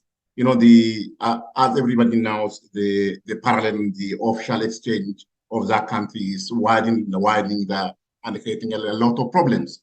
So when we come to the Tigray war, war is, as everybody is aware, war is the most expensive investment or expensive project, in this world. Is only the Tigray war costs over quarter of annual budget of that country, and because of that conflict, over 22 billion, physical infrastructure was demolished, which require another investment, and the manufacturing industry in in Tigray, which contributed about 10%, was looted, probably to Eritrea or totally demolished, and that contributes, the loss of productivity about 2% of national GDP. Because of this conflict, as you know, over 4 million populations are displaced internally, about 20% or about 20 million need emergency aid nowadays, as you know, in every corner of that country. Inflation, as you know, it's increasing from time to time in history. Ethiopia is currently, our society are suffering from inflation, and it is over 35 at this moment. And especially this war creates a huge diplomatic loss, which, especially when it comes to the USA, USA is because of these diplomatic problems, they suspend from AGUA, one of the, the market, niche market for Ethiopia opened recently. Ethiopia used to export 7%, but that's gone, and over 1 million jobs lost. And the country missed about 500 or $500 million foreign currency. And since, the Tigrayan war or the Northern war, there is no single company applied, to invest in that country. Even the existing company, over 600 companies was, closed their businesses, and the existing company are closing because of so many problems, because of currency issue, input infrastructure facility, and severe issue in the area of supply chain. As you know, there is no mobility in that country. When you come to inflation at this moment, as I said on the previous slide, it's about 35%. That is an index, by the way. People are asking this question. It is very small. If everything is over double, how we can? That is an index. And when we simplify and see the one individual, family living in Addis or in Finfinne, before this conflict or before this, regime coming to power, a family of 3 individual, mom, dad, and one boy can sustain in Finfinne for about 3,200 Ethiopian birr, but that's got to 14,000 now a day. So we can imagine how people are suffering from inflation at this moment. So the causes of inflation is the first point is instability, as you know. The other serious is surplus, because surplus side chain, because of mobility issue. There is no, mobility in the example. It is not possible to dispatch, agricultural product from RC to Walaga or from RC to some other part of, the country.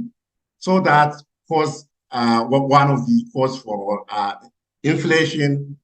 The country aid normally, supply from the US is lost because of human rights breach in that country, or the IMF and World Bank already spent $1 billion. The government is the other major and local issue is lifting of subsidies, especially on essential products like fuel, wheat, fertilizers, especially the wheat that imported for supporting the community. So the other point is overexpanding of unproductive facility. As you know, the government is investing more on unproductive issues. In addition to this, the global phenomena is also contributing, like COVID and the Russia-Ukraine war. When we come to the government expenditure, the construction of one palace, as you heard from different media, is over 10 million Ethiopian birr. So, you can imagine these kinds of, unproductive investment, how even more aggravate the inflation and reduce the productivity in that country, because these kinds of resources usually to be invested on infrastructure, establishment of unproductive parks, over 4 parks are established so far, expense of several ceremonial programs, several million dollars are invested on those kinds of programs, purchase of military artillery, like, this man was purchased about 10 drones from different countries, which cost a single drone is about $6 million, excluding the operation and the maintenance cost. I heard from one, media, a 1-hour flight for one drone is it cost the country about 1 million Ethiopian birr. You can imagine how much they are investing on this issue.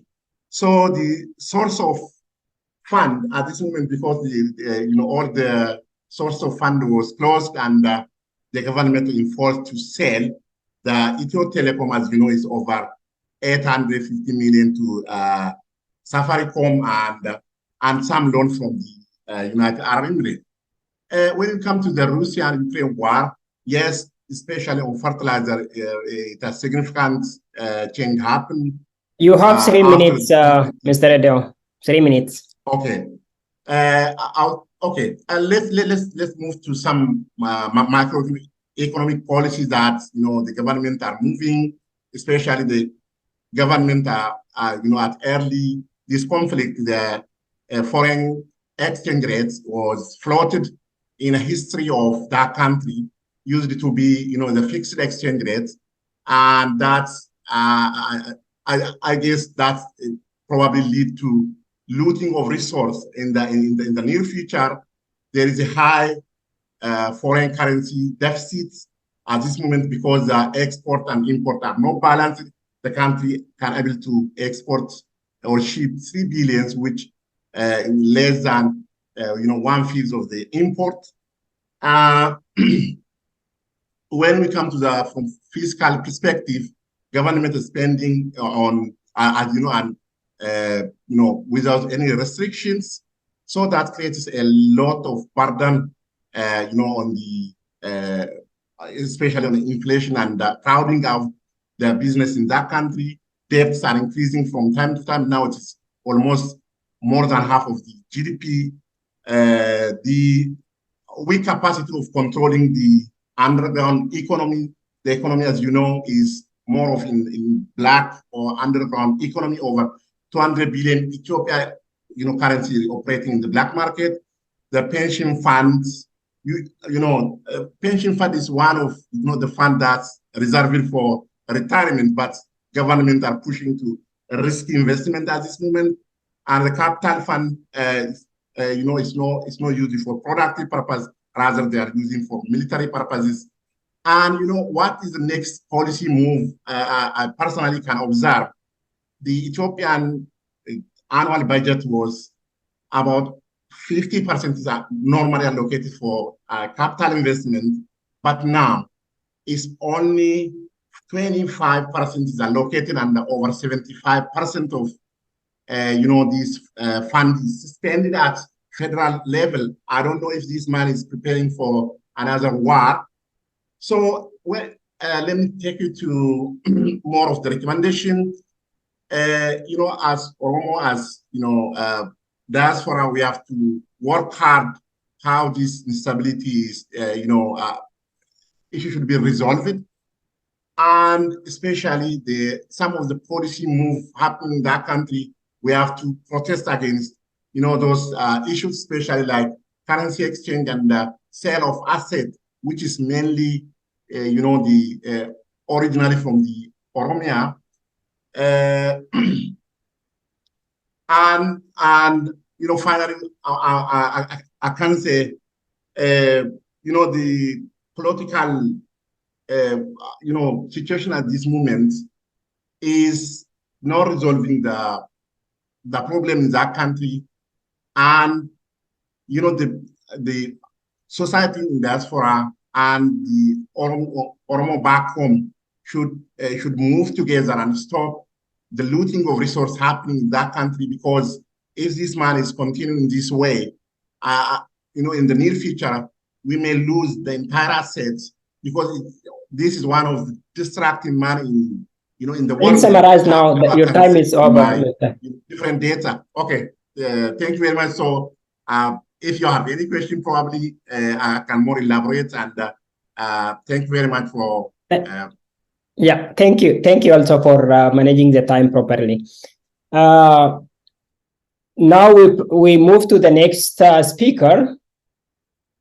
As I introduced, Professor Mekuria will be having 15 minutes. Professor Mekuria, please, the floor is yours now. Thank you very much, all of you organizers, listeners. I am happy to say, to be present here and say a few things about the current conflict in Ethiopia and its long-term social and cultural impacts on the Oromo people.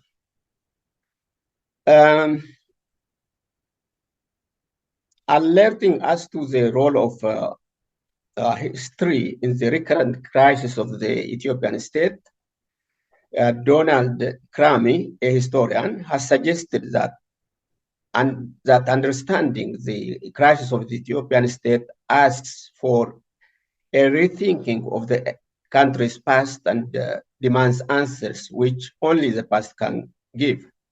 He wrote this on the eve of the demise of the Derg regime in 1990. His suggestions are very relevant even today.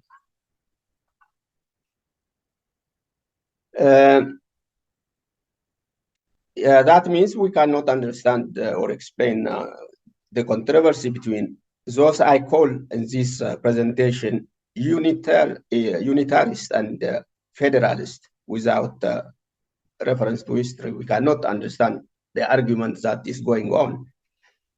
Unitarists claim that the 19th century conquest and annexation of the south of the Ethiopian empire by Emperor Melik was an act of the reunification of the nation and state of Ethiopia, which has a history of more than 3,000 years.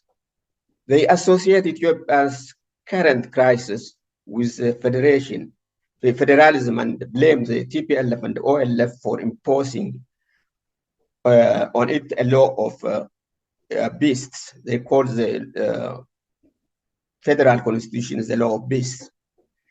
The federalists do not share the unitarist narrative about the 3,000 years long Ethiopian history.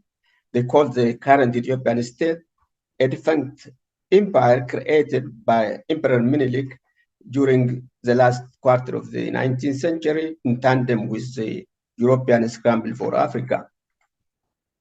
However, the unitarists will revoke the federal structure of the current state and restore the unity of the ancient state. The federalists, such as the Oromo or the Oromo organization, so in 1991 opted for federalism over separation with the hope that it would support a process of democratization of the multinational empire state. To revoke the federal structure means establishment of their own independent state.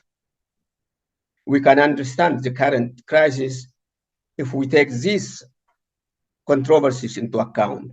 We must look at the reactions the unitarists and the restorationists in line with this, with the confusion which the Prime Minister Abiy policy briefly described law has in mind. He has created confusion from the start regarding the controversies on the nature of the Ethiopian state. Prime Minister Abiy Ahmed started his career in 2018, giving messages already in his initial public speeches, which led to contradictory expectations. He took the myth about the Solomonic dynasty literally. The Solomonic dynasty is about the 3,000 years story. And piled on Menelik admiration on the controversial greatness of the Ethiopian emperors. He made controversy. He created controversy between the Federalists and the Unitarists. He praised Emperor Menelik as a unifier of the ancient Ethiopian state. He undertook costly renovation of the Menelik's palace, as we all know. He promised to raise Ethiopia to her lofty place, which he claims she had been in the past. Amara elite, who are unitarists in general, whose feelings were boosted by Prime Minister Abiy's promises and actions, declared loudly that they had found their Messiah. Their dream for the revival of Amara hegemony were reinforced. Their demands for the revocation of the federal constitution and revival of the old unitary system became louder. This problem is what we are,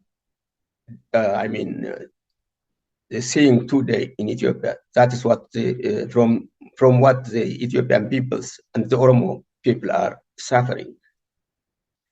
Abiy ignored the Oromo cause.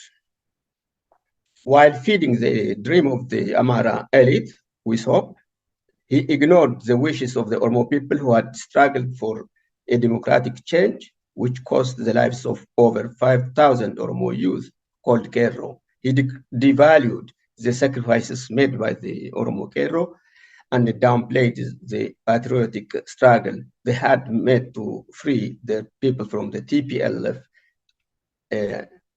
and brought Abiy to power.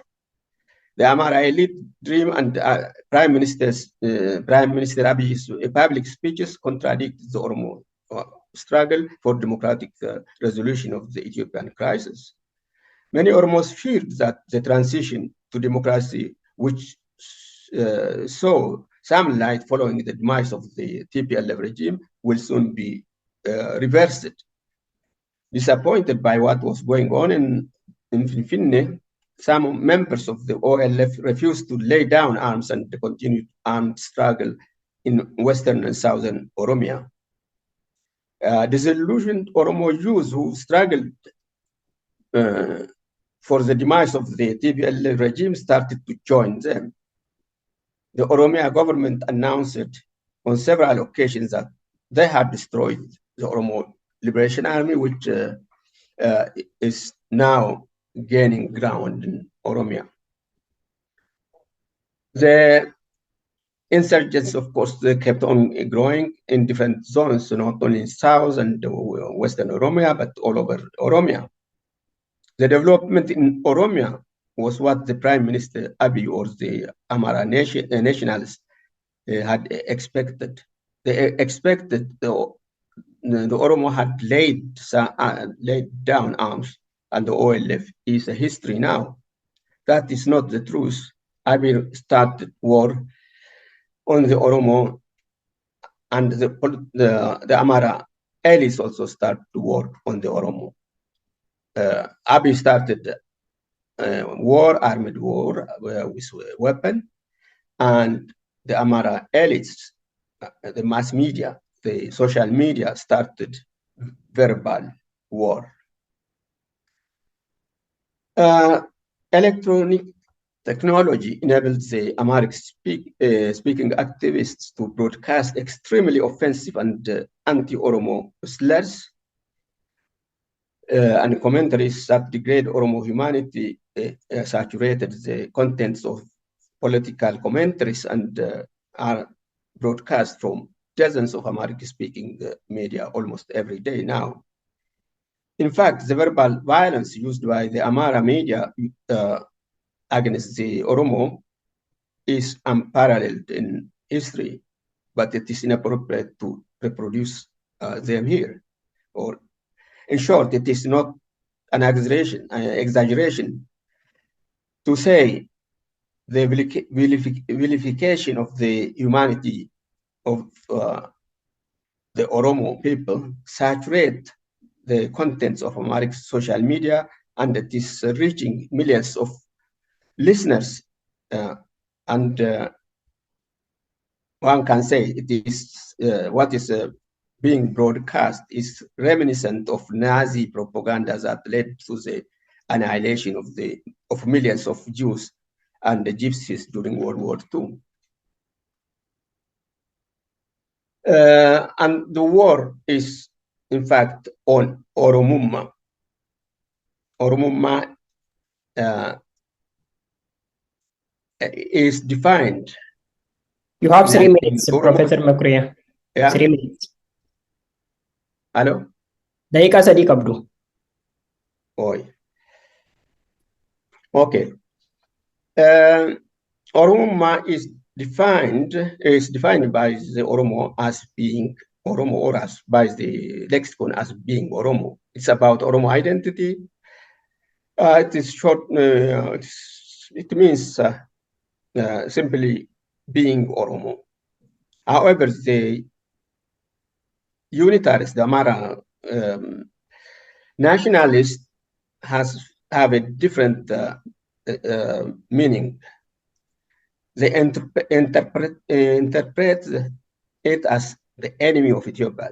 This is very serious because it harms the relationship between the Oromo and the Amhara peoples.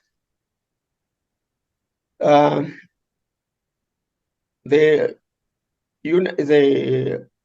Amhara elite posits that the Oromo are invaders who came to Ethiopia in the 16th century. They posit that Ethiopia is a creation of the Amhara people, and consequently, they argue that the land which the Oromo occupy belong to the Amhara. The source of this Oromo foreign origin was Amhara clergymen. One clergyman called Tayi Gebramariam wrote that Oromo came from Madagascar during the Zagwe dynasty, that is about during the 11th, 12th century.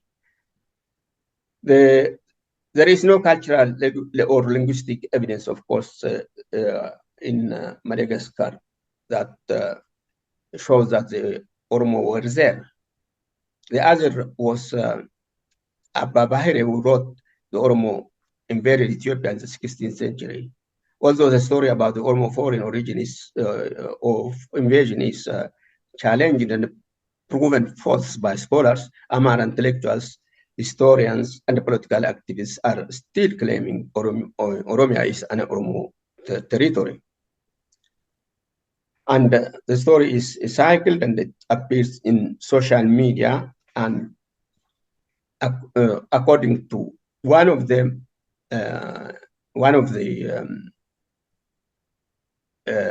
political activists, Amhara political activist, Major Dawit Walde Giorgis, Ethiopia means Amhara, Amhara means Ethiopia. That means Ethiopia belongs to the Amhara, and Oromo is the main enemy of Ethiopia.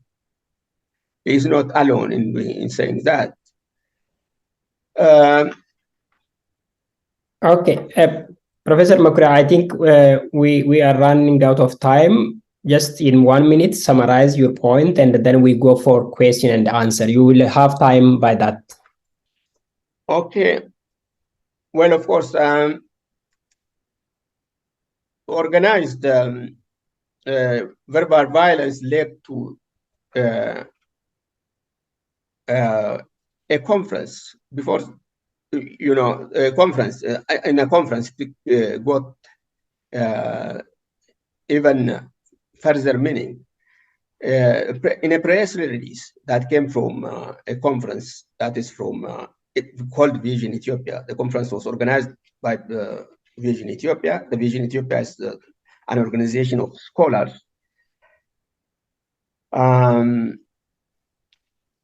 Oromiyaa is described as a threat to Ethiopia, and that was spread on electronic media, in the media, of course. And the next day, the media outlet called Addis Monitor transmitted the commentaries that instigated hate and social hate against the Oromo. A week after, Achalu, who was an artist, was murdered in Finfinne. Achalu was murdered because he gave an interview on Oromo media network, and that was related, that was connected to what was said on Vision Ethiopia conference and their statement, of course, public statement. Demonstrations were held in different places, among others in Bahir Dar, the capital of the Amara state, and people came out with slogan which says, "Destroy Oromummaa, let Ethiopia flourish." Okay, Professor Makuri, yeah, I have to stop you here. Thank you very much. Sorry for stopping, but I will give you time for reflection during the question answer. We have those who are raising hands. Let me take the first three. Fedasa, Lamu, and Tasfa. I jumped over Benya because he got the first round, but I will be back to you when there is time. Yeah, so Fedasa. Okay, please can you hear me? Yes, be can you hear me? precise, yeah. Okay. So my question is to Professor Makuri, and it's regarding, given the continuous bombardment about Oromo origin, saying that we came from Madagascar, from Kenya, from Borana to Madawalabu, and finally the contest is whether Finfinne belongs to Oromo or not. But during when we are faced with these things, we lose sight of the invention of the Amhara nation itself. Who are these Amharas? Where do they come from? What are their origins? If you could reflect on the language policy, the church, migration to the city, the political violence, and racism, institutional racism that played a role in converting various peoples into being an Amhara. The second question is the Oromo civilization. The Oromos existed as a civilization, as a modern civilization, at least since the 16th century. Please make your question very precise. Sure. I should move on. Yes, sir. So, given if Oromos were to continue within the Ethiopian Empire, do you think that the democratic Gadaa civilization could coexist with that hierarchical and very autocratic northern way of existence? Thank you. Okay, thank you. Lamu, please make short. Okay, thank you so much. I will try to make my question short. My first question is for Ida Okello. he mentioned about the population of Oromo, the landmass, and their contribution in GDP. But the other argument is numerical majority doesn't help, and the Tagarus and Amaras are claiming to define majority based on political contribution and historical contribution. So can you please explain about these two majority approach? That means majority based on number and the majority based on political power and the making of Ethiopia. My second question is for Professor Mokria. He mentioned that Dr. Abiy ignored the demand of Oromo and devalued the Oromos. Why you think he did that? Why the demand of Oromos are ignored and why Oromos are devalued? Thank you so much. Thank you. Dr. Akabe, I'm sorry, I had to interfere here. I raised my hand, in the first round too, and I didn't get an opportunity. I will give you, you will be the next after Tesfa. I noted that. Thank you so much and appreciate it. Yeah. Okay, thank you very much. My question goes to anybody. Anybody can answer me. It goes like this. As militarily, Ola has recorded gained better position, better than yesteryears. The Oromo people are killed and murdered and displaced both by the government and the Amara terrorists. To stop this, to achieve any betterment or change, what can we do, civilians, especially the Oromo diaspora, and how can we change? What can we do simply? Thank you very much. Thank you very much, KJ. Dr. Asa, but thank you for the opportunity. Yeah, I'm sorry about my my interference in there too. My question is to Dr. Mokria.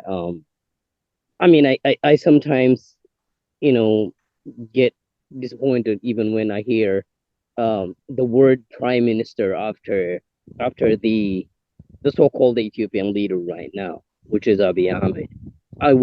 I wouldn't call him a prime minister myself because there is a quality to that word itself.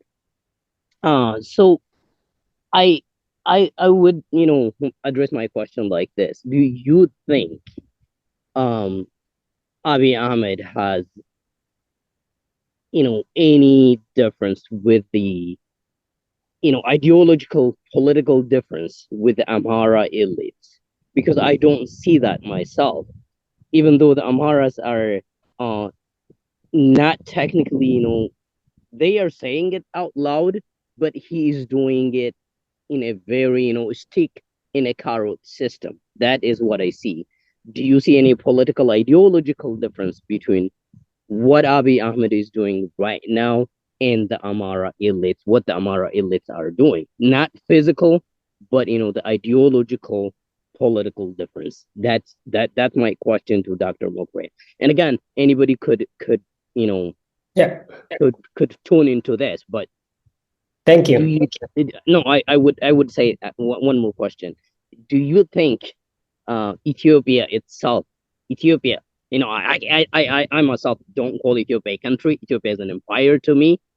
Do you think it will exist as an empire, or there is a dimension to the fact that it will be dismantled, and in another Somalia will be seen in that region? And what should Oromo be doing to stop that? Thank you so much and appreciate the time. Okay, thank you very much. I think we go for the reflection first, and then there are two hands I see. If we get time, most likely I will be back to them. Professor Mokria, I think I should start from you because there are many questions, but please be precise to the questions. Yeah, well, these are many questions. By the way, some overlap. The first one is about the Amhara, their identity. Who are they? Of course, the Amara are not a tribe. They are not a Gosa like, the Oromo, the Somali, and others are. They started, the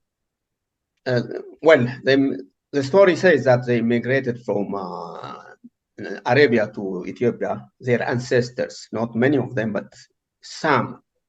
And they intermingled with the Cushitic people in Africa. And they intermarried, and they had a language called Ge'ez. And that language and the language of the Cushitic people intermingled and created both Tigrinya and Amarinya. The Amharic-speaking people, they are a mixture of these people who came from Arabia and Cushitic people, particularly the Agaw. They created Amarinya after a long time. The Amara are Amharic-speaking peoples. It is Oromo who are assimilated. It is Agaw who are assimilated, and others who were assimilated. So the origin is there. But of course, in a long, with time, these people became, of course, a people. Their identity is Amhara. They speak Amarinya, and they have the Orthodox Christian religion. And Amara means, by the way, Orthodox Christian originally. And those are the Amara people, even today. Then when you come to, you asked, I think there is the same person asked about the Oromo civilization and language and so on. Well, the Oromo have a civilization of their own. They have their language, their culture, and this has been, of course, as we know, suppressed, and it has resurged. The Oromo have struggled to write their language, to speak their language. It is now taught in schools. So, if your question is what is going to happen with Oromo having their language, the Amara, the unitarist trying to have a unitary state, what is going to happen to the Oromo language? I mean, to the Oromo. I think that is what the question is, and there is no way back. The Oromo have gone far, and this will continue. The Amara and the Oromo, they are going to exist side by side.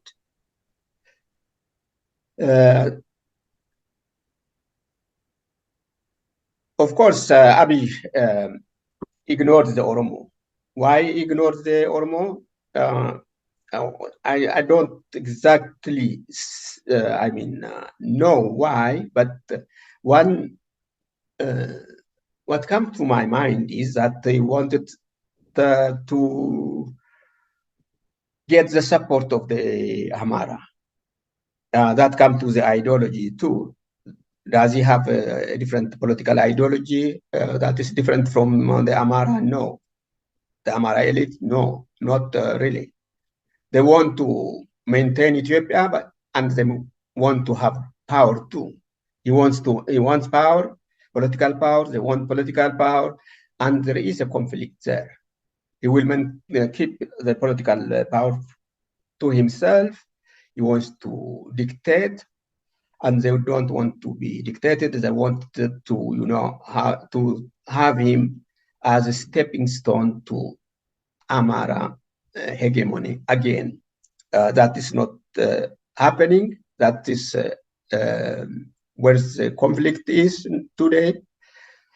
Not only between Abiy and the Oromo, I mean the Abiy government and the Oromo people, but also between the Amara.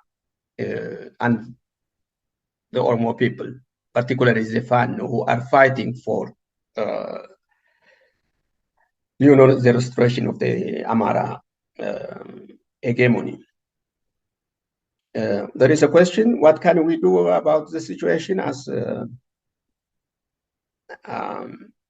individuals, as Oromo? What we can do is support the Oromo Liberation Army, support the Oromo who are struggling for the freedom of the Oromo people. Freedom, by freedom here I mean that the Oromo have to exercise their culture, language, they have to rule themselves, they have to have control on their resources. They have to be the ones who rule the Oromiyaa, their territory.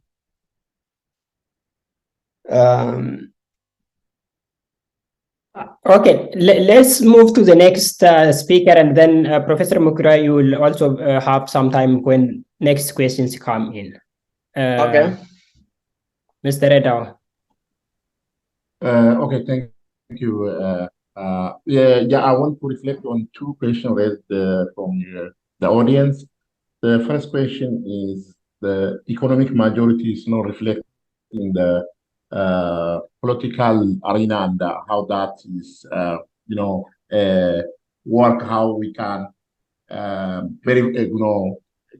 clarify on that. I think that's the point raised from one of our audience. As you know, the northern part of Ethiopia is the two monarch that's ruling that country for decades, and they are the one who is controlling the power, and we are struggling against that a system, and to be democratically, fairly, involved in politics, in according to our contribution, and yes, it is there is a big difference in terms of power.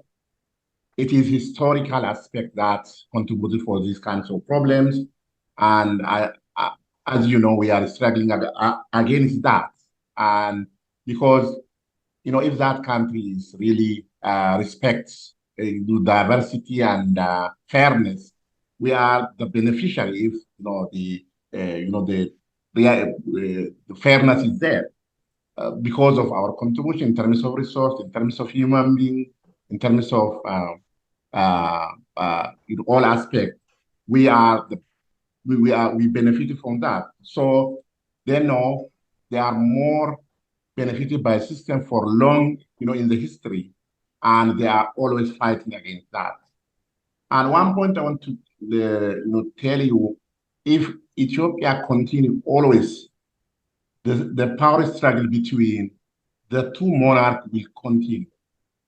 Okay, because both of them, are benefiting in the history, and one monarch doesn't allow to the other to come into the power. So I think that's one of the problem, and Oromo should think about that, and we have to work against that, how to control our resources.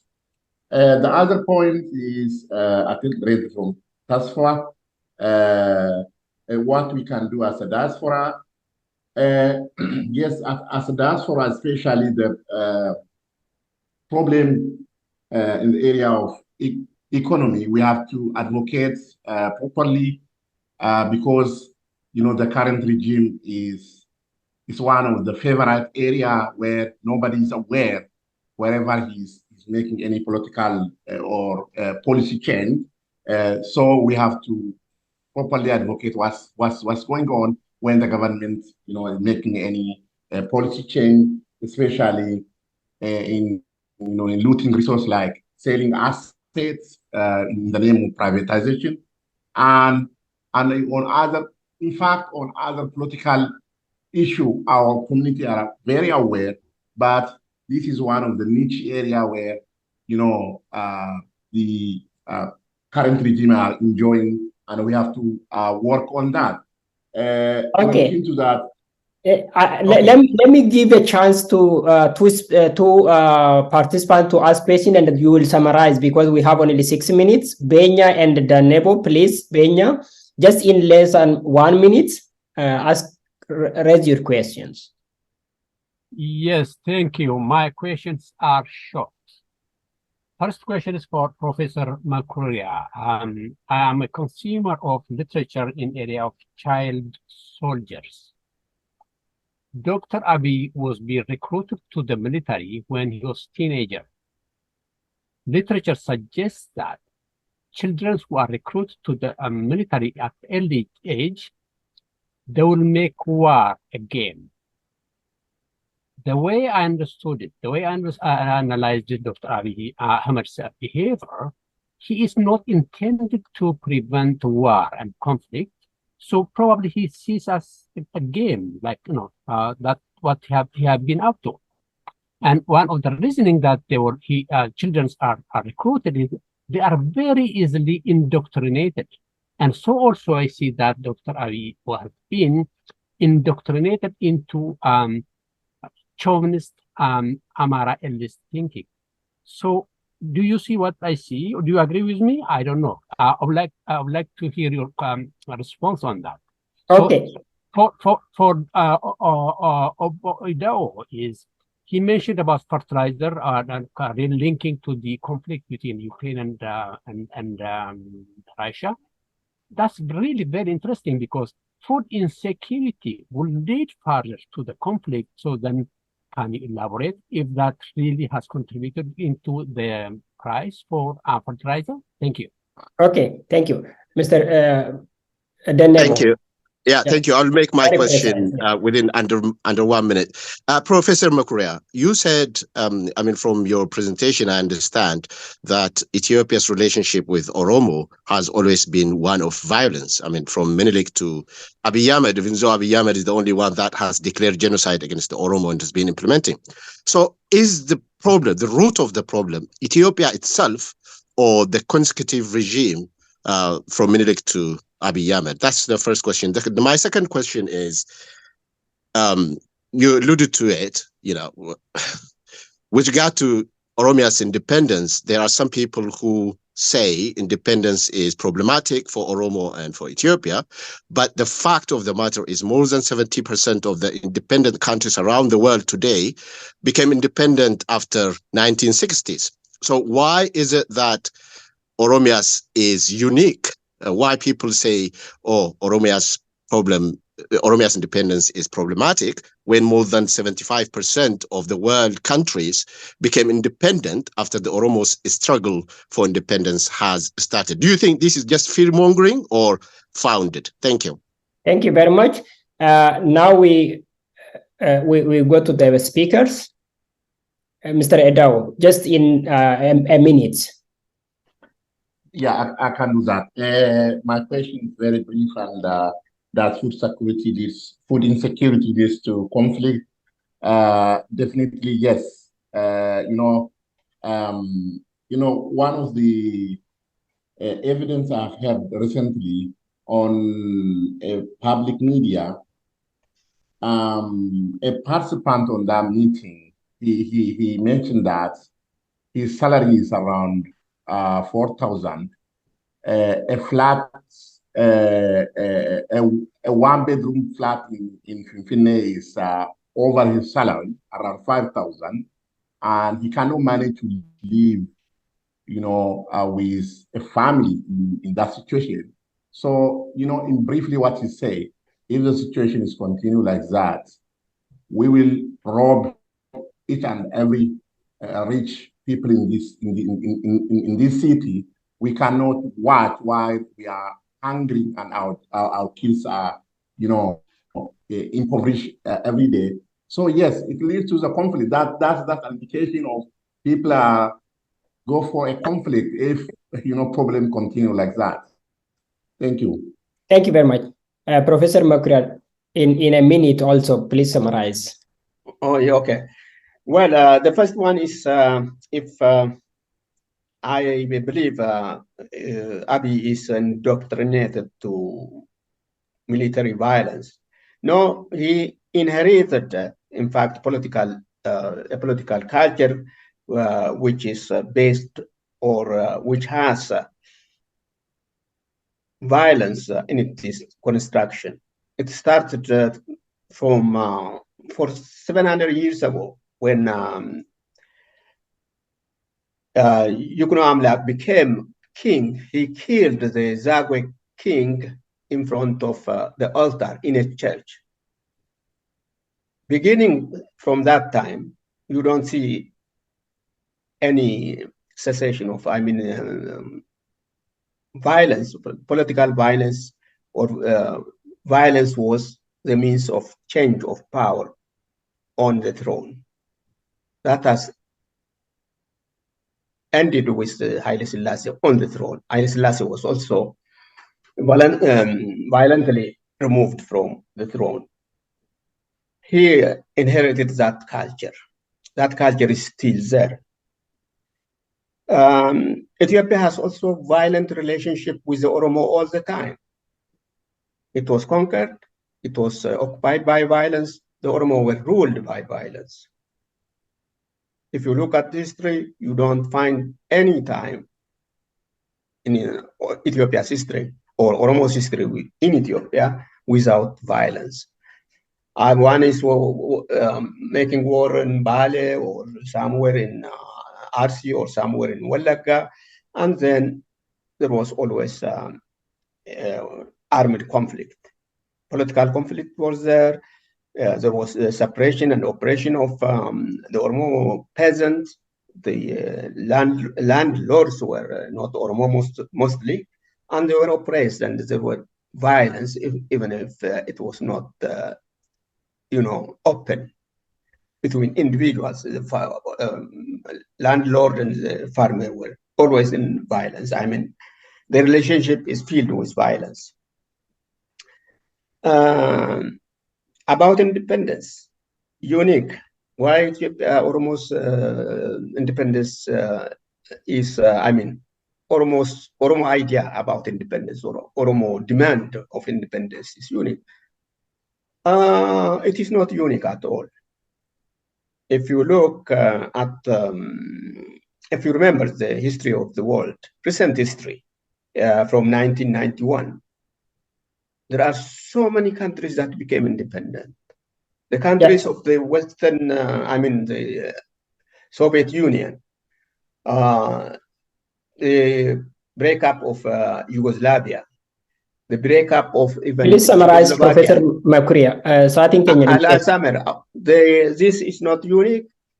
It is unique because the Amara elite, even other politicians, even people from outside think this is unique because they don't know that Oromiyaa and other peoples in that country were independent once upon a time, that they had their own states once upon a time, that they had sovereign once upon a time. That is why we think, or people think that question about Oromiyaa is Oromiyaa's independence is unique. It is not unique. Okay. Thank you very much, all the speakers. You gave us a very good insight about the state violence, about the perpetual crisis, political and economic crisis in the country, and particularly what the Oromo are facing currently. Thank you very much, also participants, for your active participation. Now, this session is over and back to the organizers. Thank you. Thank you, Dr. Asabe, for keeping everybody on time. I know it's very difficult to do that. I appreciate for your keeping on time. So the next meeting will be we're on break, 10 minutes break. We're going to take 10 minutes break and then come back to discuss about human rights and human rights consequences. I see a couple of people raising their hand, but we give you a chance when we come back. At the end of this discussion, we are going to have some question and answers. So deeqa kudhanii si ilaalna hundumti keessanii dhiifamaa wajjin utuu carraa hundumaaf laannee hundumtutti gargaaramaniiti tola. garuu sa'aatii deemuun dirqama waan ta'eef amma daqiiqaa 10 bireekii fudhannaa. Kana miitingii mana so'annaa dhaabateera ammaaf. Deebitanii tolee yaada hundumtuu baga nagaan deebitanii. Amma namni afaan Ingilizii haasa'u Dr. Tiruvaan qofaadha kan as keessatti jiru. Isaan immoo afaan Oromootiin dhagahu. Kanaaf afaan Ingiliziitiin dhiyeessuun badaa barbaachisaa natti hin fakkaatu. Garuu immoo karaa lachuun iyyuu dhiyeessuun hin danda'ama. Warri fedhii afaan Ingiliziinis afaan Oromoonis nan dhiyeessatan mirga keessanii. Garuu afaan Oromootiin utuu dhiyeessitanii gaariidha. Namni afaan Oromoon nageenya hin jiru. Warri afaan Ingiliziitiin malee hin beekne injiroomii keessa hin jira waan ta'eef yeroo ammaan booddee. Tole egaa sagantaa keenya itti fufna. Baga nagaan deebitan hundumti keessanii. Sagantaan keenya itti aanu Human Rights and Humanitarian Consequences kan jedhudha toppikiinsa. Kan waan sana modereetii godhu Dr. Baayiroo Dhugumaati. Dr. Baayiroo na dhageessu laata? Nan dhagaa. Na dhageessu? Nageenya baay'ee galatoomaa. Amma sa'aatiin 12:33 walumaa galatti gara sa'aatii 1:33 fixochaadha gaaffii deebii dabalate. Kanaaf waan keessanii waldajjin galatooma. Galatoomii Basalamoon numtu baga nagaan deebitanii dhuftanii. Tooppikiin amma irratti fookasii goonu waa'ee human rights and humanitarian consequence jedha. Kan irratti kan dubbatan nama lammadha. Obbo Raayyaa Caalaatii fi Dr. Treberidha. Yoo afaan Ingiliziitiin jara lamaanuu introduusii akkan isinii godhuuf yoo fedhii laattanii. Obbo Raayyaa Caalaa is the president of reputed Maccaatu Ulamaa Association Incorporation. Ilmaan Oromootti kana wantan explainii gochuu na barbaachisu miti. In addition to his extremely valuable service working in and with Oromo humanitarian organizations such as Maccaatu Ulamaa, he has served in various capacities in several Oromo communities and Oromo civil societies in North America, advocating for and advancing Oromo interest. In his personal and professional life, Obbo Raayyaa has had a long and successful career with Statistics Canada, which is the national statistical office of the country, that ensures the Canadian government, businesses, and individuals have the country's key economic, social, and environmental data or information for critical decision-making. He is a passionate and committed Oromo. He tirelessly works to help resolve the Oromo political, economic, and social predicament by effectively contributing to meaningful efforts that would help fortify the foundation of Oromiyaa and Oromiyaa. Har'a warri diinni keenya lafarraa balleessinaa jedhaniiti xiyyeeffatan inni mul'akkiin gootanii hin jiraataa jedha. Kanumaananii Obbo Raayyaa isinii dhiyeessaa. He will be speaking on the short and long-term impact of the ongoing war in the Ethiopian Empire on humanitarian needs of the Oromo society. Obbo Raayyaa na dhageessu miti? Nan dhagaa. Okay, fudhadhaa. Galatooma. Daqiiqaa 15 qabdu, please sa'aatii keessan eeggadhaa. Thank you, Dr. Dhuguma. Actually, I'm not too sure I can certainly present in Afan Oromo, but I've already prepared the presentation in English. If you don't mind, I'm going to go through it fairly quickly. And if need be, I'll probably provide you with an abridged version of Oromo if I have some time. So again, thank you, Dr. Bairo. I'm extremely pleased to be part of this important and timely conference, and also honored to deliver a presentation along with renowned scholars, academics, community leaders, and so on and so forth. As Dr. Bahiru stated, I will be discussing in the short and long impact of the current conflict on humanitarian consequences, primarily as it relates to the Oromo. While discussing this topic, I'll be touching on historical trends of the conflict, the prevailing war, its humanitarian consequences in Oromiyaa, challenges of containing the humanitarian crisis, some strategic approaches of surmounting the challenges, and also try to provide some recommendations. By way of introduction, I would like to touch on underlying causes of the recurrent crisis in Ethiopia, mainly to paint for us some background to this crisis. Much has already been said in the discussion of the previous panels, and in some cases, I think questions were raised and answers were given pertaining to this. So I may not really delve into it so much. However, despite some risk of redundancy, I'll briefly state them again. The causality factors that breed the crisis in perpetuity include the failed project of state formation out of the Ethiopian empire, lack of democratic ethos, uncompromising culture, and intransigence, intransigent nature of political elites in Ethiopia. I will just encapsulate it with that. As far as the objectives of this presentation goes, I'll attempt to present just the scope of the humanitarian crisis and also solicit an immediate and collective commitment to mitigate the crisis facing the Oromo people. Just as far as the historical trend of the conflict, this current conflict is basically the continuation of historical conflicts, which again, I remember Dr. or Professor Mokra has touched on. And it's basically started off with the war of annexation and incorporation of Oromiyaa within the Ethiopian empire.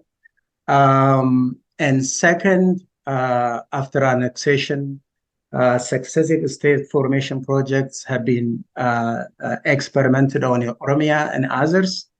And this has taken a heavy toll, as you all know. For instance, the project of forming a monolithic Ethiopia had been going on for nearly 1 century from Menelik up until Haile Selassie. And the project of creating a socialist Ethiopia, Derg has tried it for 17 years with no success. And again, the forming of the Republic of Ethiopia, which the TPLF-led party attempted to do for 27 plus years with some relative peace. The current or the crisis remained. Ethiopia was marred with conflict. And now under Prosperity Party, that is yearning to establish a greater Ethiopia of yesteryear, is ruling with an iron fist. And ever since this government has come to picture, the Oromiyaa has been riddled with conflict. In terms of the prevailing war and the humanitarian consequences, again, due to time constraint, I may not really go or delve into the details. However, I'll just give you the glimpse of what is really going on. As you know, since 1991, when actually the war broke out, which means since Abiy came, many days of non-combatant civilians have been reported. This have been caught in the crossfire, and we don't have a compendium of data. However, anecdotal evidences suggest that tens, hundreds have been killed here and there across Oromiyaa throughout these years, between 19 up until the present. As far as the internally displaced people go, again, there is no really a coherent, organized statistics as far as the number of displaced due to conflict in Oromiyaa in particular. However, generally, the United Nations Office of the Organization for the Coordination of Humanitarian Affairs reported only because of conflict, 2.9 million people have been displaced. Of that, for Oromiyaa, we don't even have a lot of figures because of due to access issue, and which I will come to later on. However, there is one report in 2023 that indicated only in Oromiyaa, mainly in the western part of Oromiyaa and western Wallagga, about 106,000, and also in Horroo Guduruu, 116 people have been reported to be displaced because of conflict. There are other displacements as well, but I'm just referring specifically war-related. Again, mass incarceration of civilians. This is indirect. Basically, people being suspected of supporting OLA and being amassed in incarceration camps. And for this, tens of thousands are estimated to be in various concentration or prisons across Oromiyaa. And the number of people fleeing the neighboring countries and beyond, again, has escalated because of this war. Again, the estimate is, not any less than tens of thousands. Other consequences, which is very significant, is the food insecurity issue. And many of our people, in millions, are facing food insecurity. The latest report from OSHA, which is the Organization for the Coordination of Humanitarian Affairs, in Ethiopia alone, they're talking about 20.1 million people are facing food insecurity. And in Oromiyaa, and primarily in the south, they're estimating close to 4 to 5 million. So again, this statistics is quite crude because of access issue. The empirical data is totally, more than what is being estimated here. As far as the breakdown of infrastructure and disruption of basic services, again, in conflict region areas, primarily in the west and also in Guji, most of the schools, clinics are not really functioning in full capacity. Some in 80–90% capacity gone, and completely, without, they're not rendering their services to the public because either they're being destroyed, and that is the situation as far as some of these basic services, and the rest is, which is a public knowledge, access to the internet and whatnot. It has been an interruption on and off throughout the 2019 up until now. And the other concerning issue, the consequence of this war, is cultivation of land partially or wholly ceased at, in conflict zones because of, again, a fear of either intimidation. And this, the consequence of this is obvious. It would really lead our people to face anger down the road. And the fear of unknown. Okay. Has reduced the productivity capacity of our people. That is hard to quantify, but a serious issue.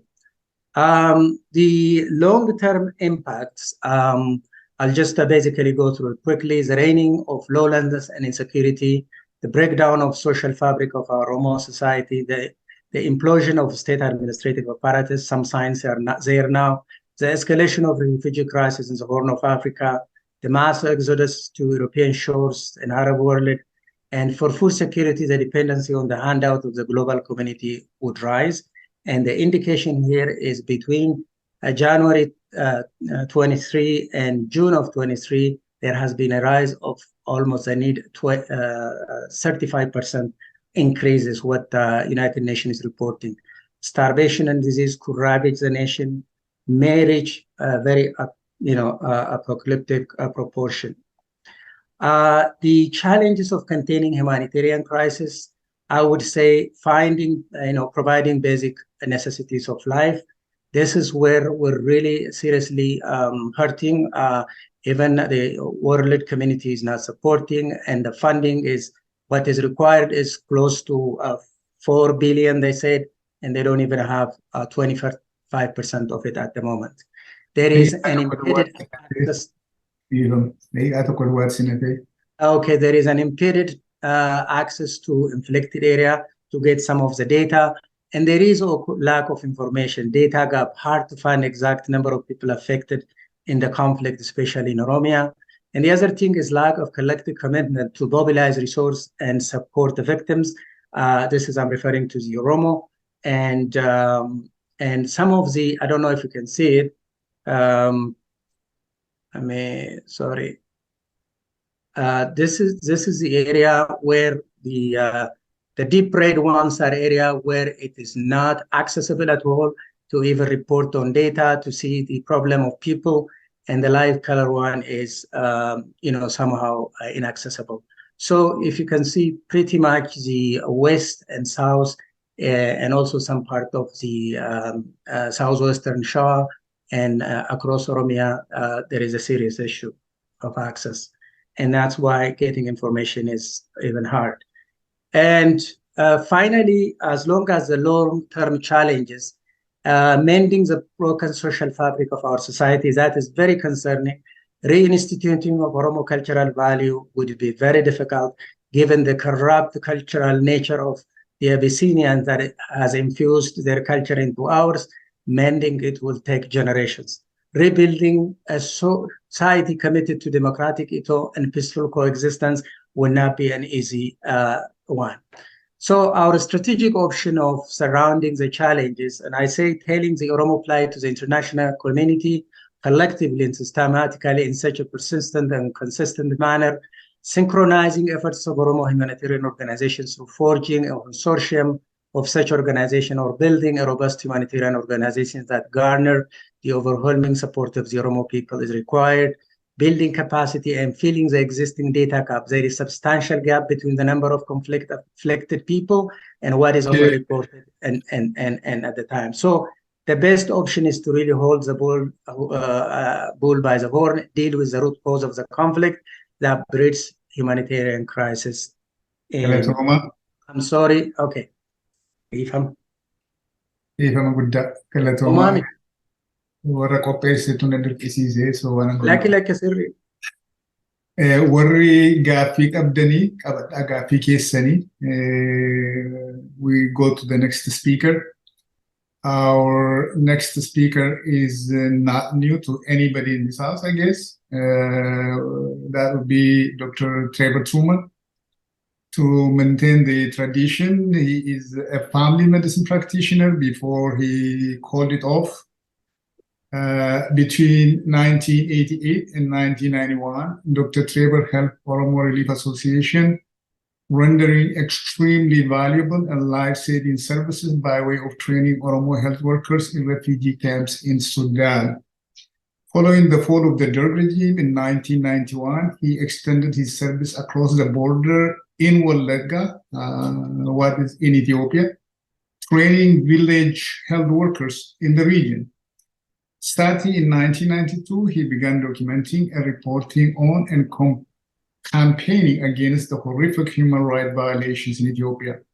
He mainstreamed his valuable service in 1994 when he formally incorporated the Oromiyaa Support Group that you all know is the lead investigator and publisher of human rights abuses in Ethiopia. Since its inception, the Oromo Support Group has published 52 reports on human rights abuses in that country, particularly in Oromiyaa. Dr. Truman will be speaking on the short and long-term impact of the ongoing war in Ethiopian Empire on the human rights of the Oromo society. Dr. Truman, the floor is yours. Thank you very much, Dr. Baharu, and greetings to everybody present, and thank you for listening to me. And incidentally, Dr. Baharu, we've now done 63 reports. The last one was published last week, as I think you should find. I'm sorry for undercounting the great work that you have done. No, seriously. Okay. Human rights have never been respected in Ethiopia. Ordinary lives are felt to be worthless by the people in power. Under the EPRDF, there was remarkable economic progress, but this was at the cost of hundreds of thousands of detained and tortured people, and thousands of people killed in order to maintain central control and to enrich Tigray. But since 2018, there's been an abrupt and catastrophic downturn in all respects in Ethiopia, not only human rights, but the economy, the social structure, political development, and the development of the country as a whole has all been put on hold. As Alex Duval wrote 2 years ago and mentioned this morning, Abiy Ahmed inherited a state, dreamed of an empire, and will be remembered for having destroyed both. Please visit the OSG website for details of abuses since 2018. We've written 14 reports in that time, and they're all chock full of horrific stories, I'm afraid, but it has to be written down and documented. The sharp increase in killings occurred within months of Abiy Ahmed coming to power. And as you know, he targeted the Kero youth, the people who were responsible for him being allowed to come to power in the first place, and anybody suspected of cooperation with the Oromo Liberation Army. Command posts were set up for that purpose, to destroy Kero and to destroy Ola, to dry out the ocean to catch the fish. And in fact, awards were given for the numbers of Kero people that were killed by the commanders of these command posts. There was a further increase last year, especially towards the end of last year, as the Tigray war ended and drones and artillery guns were turned from Tigray, and they turned their sights onto Oromiyaa, as we saw with a wave of drone attacks in October and November last year.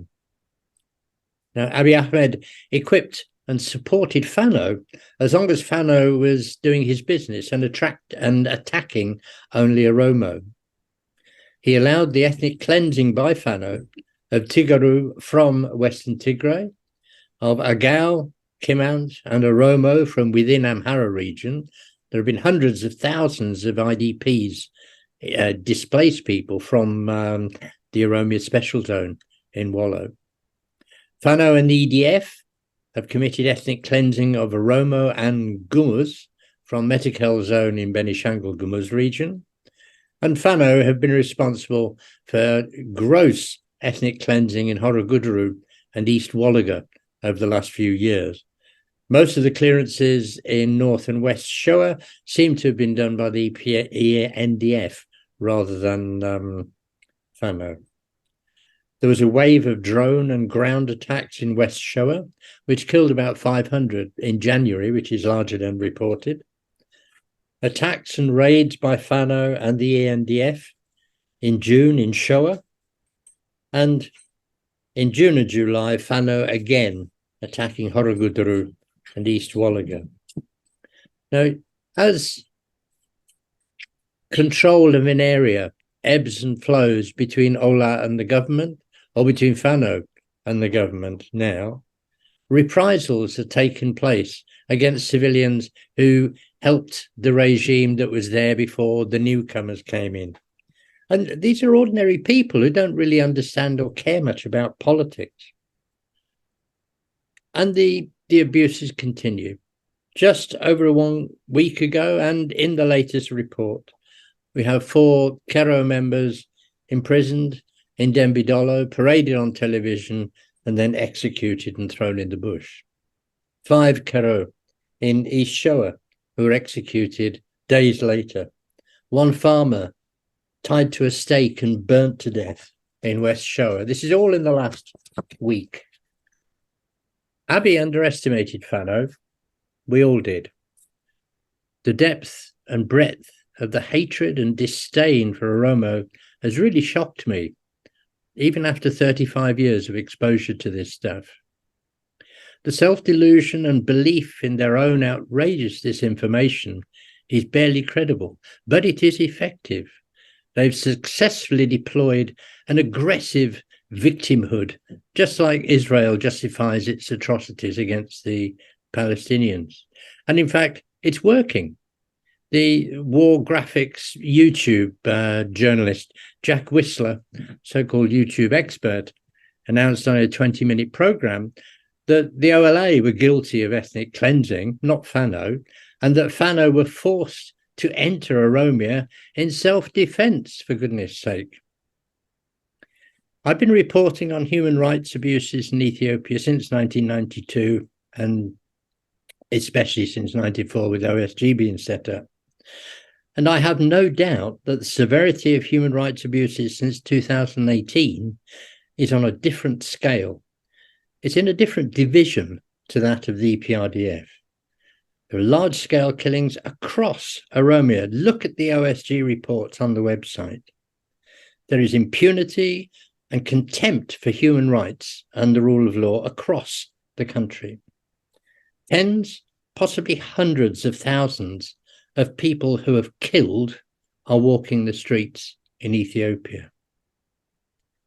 Hundreds of thousands, possibly millions, are eyewitnesses to killings, gang rapes, other sadistic violence, war crimes, crimes against humanity, and genocide. Ethiopia has become a melting pot of mutually hostile people, all severely traumatized, facing economic and social collapse, failing public services, with no access to healthcare or education. The standards of ethical conduct in the security forces no longer exist at all. The whole country, post-traumatic stress disorder. There's over 1 million dead in Tigray, probably already approaching that number in Oromiyaa. This is an unfolding catastrophe. It's not just a recipe for catastrophe, it is a catastrophe. And why?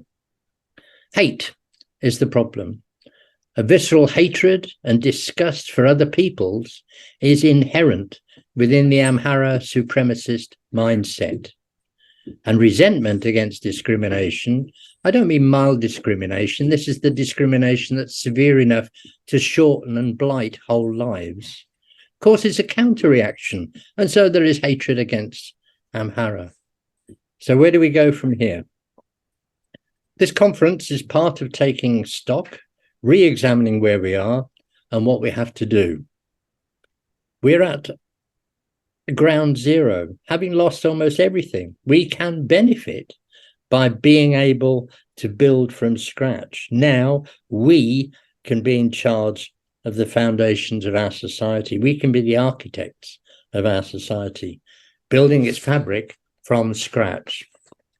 We can build according to Gadaa principles of inclusivity and consensus decision-making. And we can build a democratic model, an example of stability and sustainability for the whole of Africa. As Africa's second largest people, we not only can do it, of course we can do it, but we must do it. It's in the Oromo DNA, democratic decision-making and a sustainable relationship with the environment. This is just what Africa and the rest of the planet needs. So how do we get there? How can we possibly make any difference at all? We can lobby, we can pressurize decision makers and power brokers, we can keep informing them of the need to break this mold of zero-sum politics, we can demand a level playing field in negotiations. We should all accept that violence is not the answer. We must remove the reason for the violence, which is hatred and fear. And this can only be done with education, discussion, information sharing, and active programs of trying to get Amhara and Oromo to work together and to reassure them, to get rid of their fears of what Oromo want. You have 2 more minutes. Oh, I won't need those. We're nearly done. Thanks, Mehra.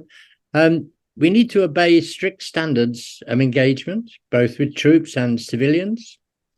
And we need to broadcast truth. We need to expose disinformation, challenge false news items, and use the material that we have available. There's a whole lot of stuff on the Oromo Digital Asset Management Service website and on the Oromiyaa Support Group website and the Human Rights League for the Horn of Africa website and OLA, Oromo Legacy Leadership and Advocacy Association. The information is there, it can be used. And please open doors, don't shut them. Make contact with old Amhara friends and their contacts. We need to discuss ways of reducing this tension and hatred. Finally, it's time to begin planning for transitional justice and a Truth and Reconciliation Commission for Ethiopia. We should be planning that now.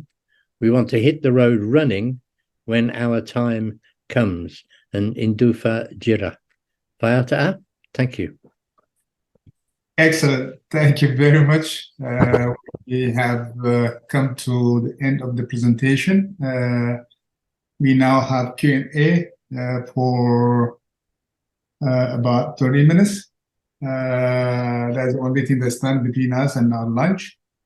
So we open the floor. I do have some hands already up. Start with Asfa Abdiza, followed by Solomon, and followed by Denebo, if you don't mind, in that order. And then Makwe and Gamachu. Let us take those 5 first, and then we see how we do. But that's fine. Yeah, okay. My question is, in fact, it is referred to the earlier session, but it can be answered as well right now. If the present Ethiopian political and economical crisis is to continue, what will be our destination at the end of the day? Thank you very much. Okay.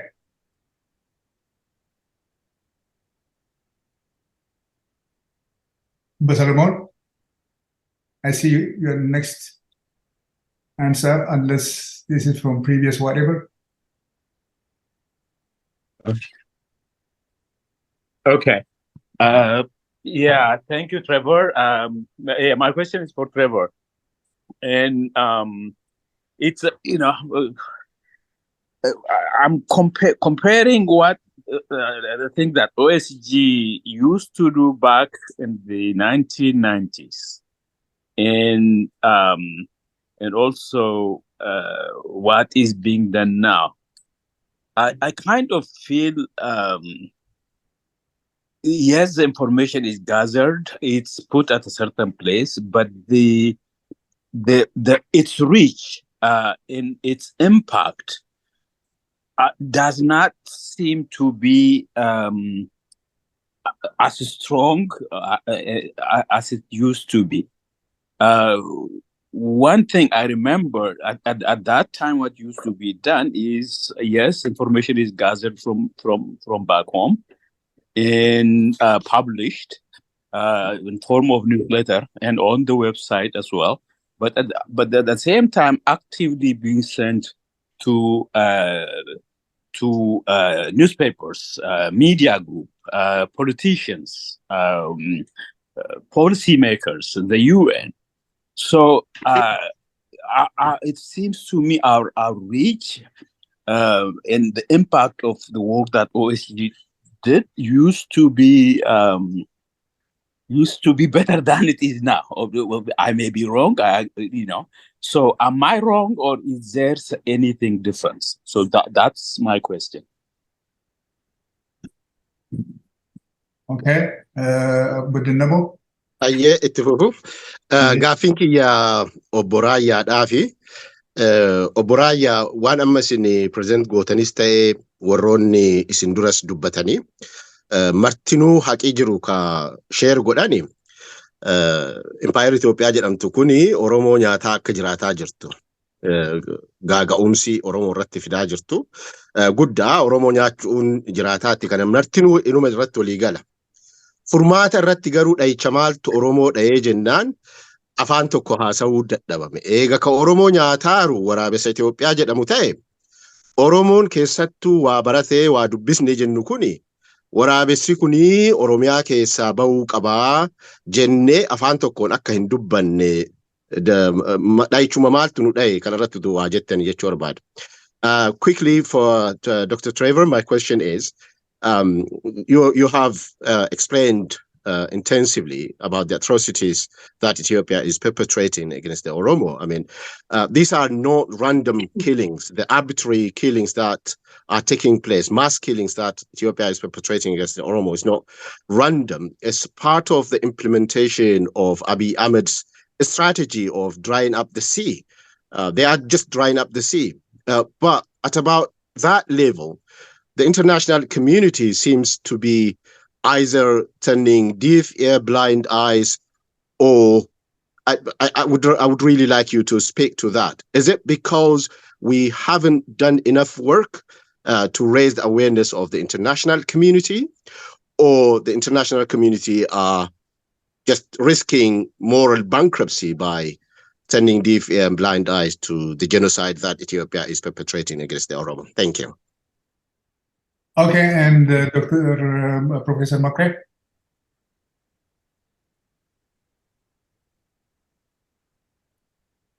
Professor Makre, jirta? Yeah, thank you very much, Baru. My question is a short one and directed to Truman. Thank you very much, Trevor, for the presentation. I have just one simple question. This question has been on the table all the time.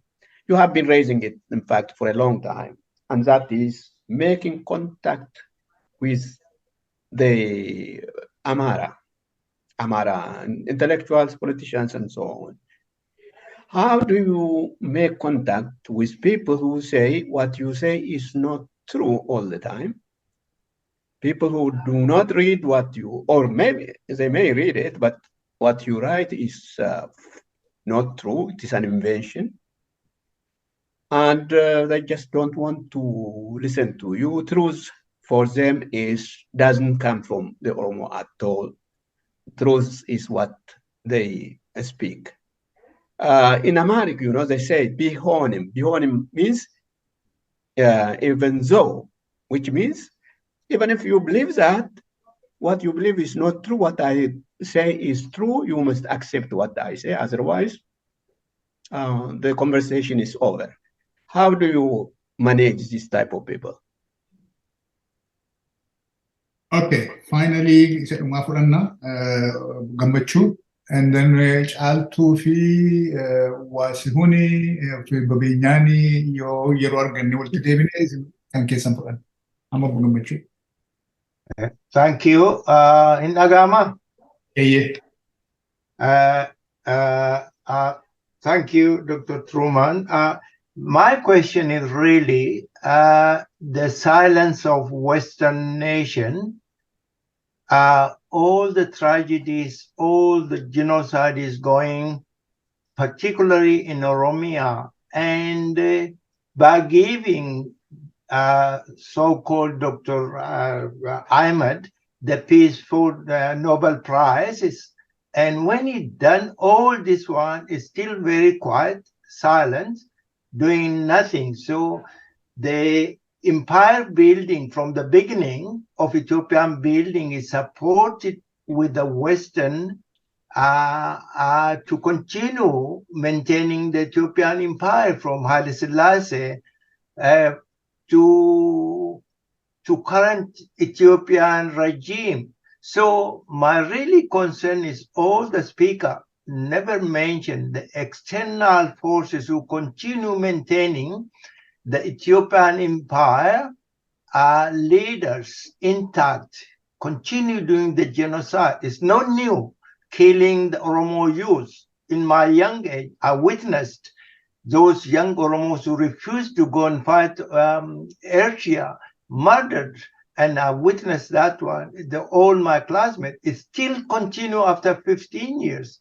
So my really question is all the previous the speaker did not mention, the Western continue supporting the Ethiopian rulers to keep going, killing, genocide. So what the reason behind? Is that just keeping the empire as it is? Or what the reason? Just really, this is bothering me always, why the Western continue keeping the fascist genocide regime of Ethiopia to continue doing what they're doing. Even after genocide in Tigray and in Oromiyaa, nothing mentioned about revoking the peaceful Nobel Prize of Abiy Ahmed. So this, anything you can comment on this one? Thank you. Okay, Letoma, very clear question. Okay, let's start in the order you gave your presentation. Start with Baraya, and then Dr. Straber will take over. Okay. In terms of addressing the question, maybe if I have a minute and finish off my presentation, what do you think, Dr. Baharu? Just a minute. Okay. Okay. Can I do that? Okay. Okay, Because yes, some yes. of the answers are. Yes, I think we still have some time. So yes, okay, good. I'll give you 2 more minutes to complete your presentation. Okay, thank you so much. Okay. In 2 things. I think first let me respond to Opo Tasfa. If this crisis continue, what would be our fate was the question. I think we can change our fate, definitely, but it is in our hand.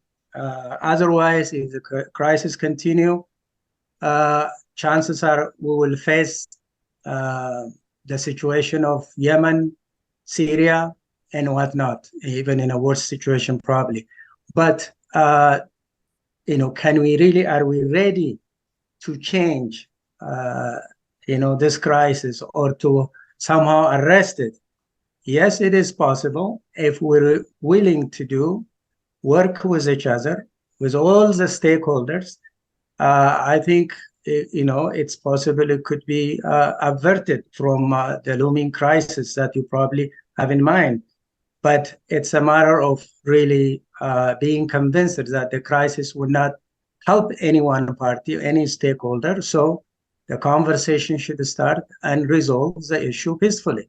I think that is the simplest answer that I have. I'm not a politician, but to me, that probably would answer your question. And Abu Damboba, Ethiopian empire in Tuni, Huma, Ishuman Nurasa Jirama, Olifne Toi, Rako kana hikachu dinne kan jedhu san through harka keenya jira. Garuu harkuma keenyan irratti hojjechaa jirru. I think as keessatti waan inni jedhe hin jira isuman tuquu barbaada.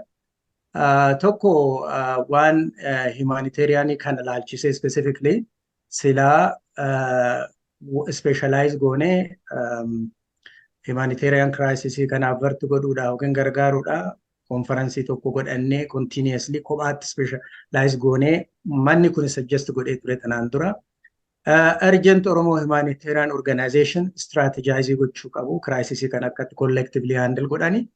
Jaarma tokkollee yookiin consortium tokko jaarrachuu qabu kan jedhuun qaba. Akka conclusionitti waan inni lafa godhe maalinni given the current political stalemate and the government resolves to remain on course in addressing political problems through military means and the intransigence of the parties in conflict, the escalation of the conflict in Ethiopia is imminent. In the face of these realities, the Oromo people are very likely to face unprecedented humanitarian crisis. Hoping for the better, it is time to prepare for the worst. Even at this 11th hour, it is time to prepare.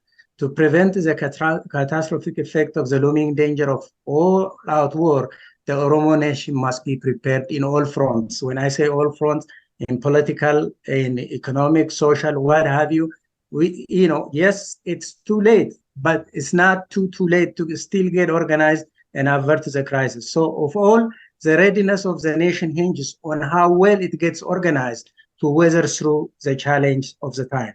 So one of Damboban jedhe sanarratti waa'ee rakkoo impaayera sanii haasa'uudha namni afaan tokko afaan Oromoo hundi keenyaa hin haasofna garuu afaan politika afaan walitti nama dhiyeessu afaan jaarmolii walitti dhiyeessu afaan rakkoo saba kanaa hubatee dhimma saba kanaati jedhee dhimma paartii isaa yookiin dhimma mataa individuaalii isaa odoo hin ta'in warri akkasii mataan akkasii walitti dhufee gola tokkotti mari'ate rakkoo kana keessa bahuu hin dandeenye. Silaa rakkoo keenya artikulee goone kana rakkoon Oromoo jennee wal hubachaa hin jirru akkamitti kana keessaa bahaa jira. So the first thing is first, the discussion has to really appeal amma bocaala abbaan caalaa isinitti iyyaa ture. Walitti dhufnee haa mari'annu jedhu. Hundumtuu gola ofiitti bakka bakkatti mari'atu. Gara when are we gonna have that national conversation under an auditory? You know, we claim to be Oromos of democratic heritage, but we don't seem to exercise that. Our culture has been adulterated with the Abyssinian culture of still that uncompromising culture, and we end up going to really serious problem as a nation. So discussion is unjalqabu qaba. Nunyacha akka ririmaatitti jirti biitti sun. Garuu ririma san keessaa bahuudha. Ririma akkamitti balleessina afaan tokko dubbannee strategize goone hoo baane malee akkanatti kophaa working in a silo, being a political organization, a humanitarian organization, whatnot. We have to really come together and work across the board. Excellent point. I can't agree more. Dr. Trevor, please, it's yours now. Thank you, Dr. Baharu. And they're all excellent points, and I must say I agree with all of them. What end if this descent into chaos continues? Then it will be a catastrophe. As Raya said, like Yemen or Syria, but there are also reminiscences of Yugoslavia, Somalia, Sudan, Libya, and Rwanda. There are features in common with each of those, and distressing as that is to consider. We need peace talks. We need independently monitored, internationally supported negotiations. That's the only way forward as far as I can see. Solomon, you pointed out that we are less effective than we were. That is true. It's either because I'm getting older or because there's more competition out there. But yes, I feel my role is to provide the information, and I will use that when I can.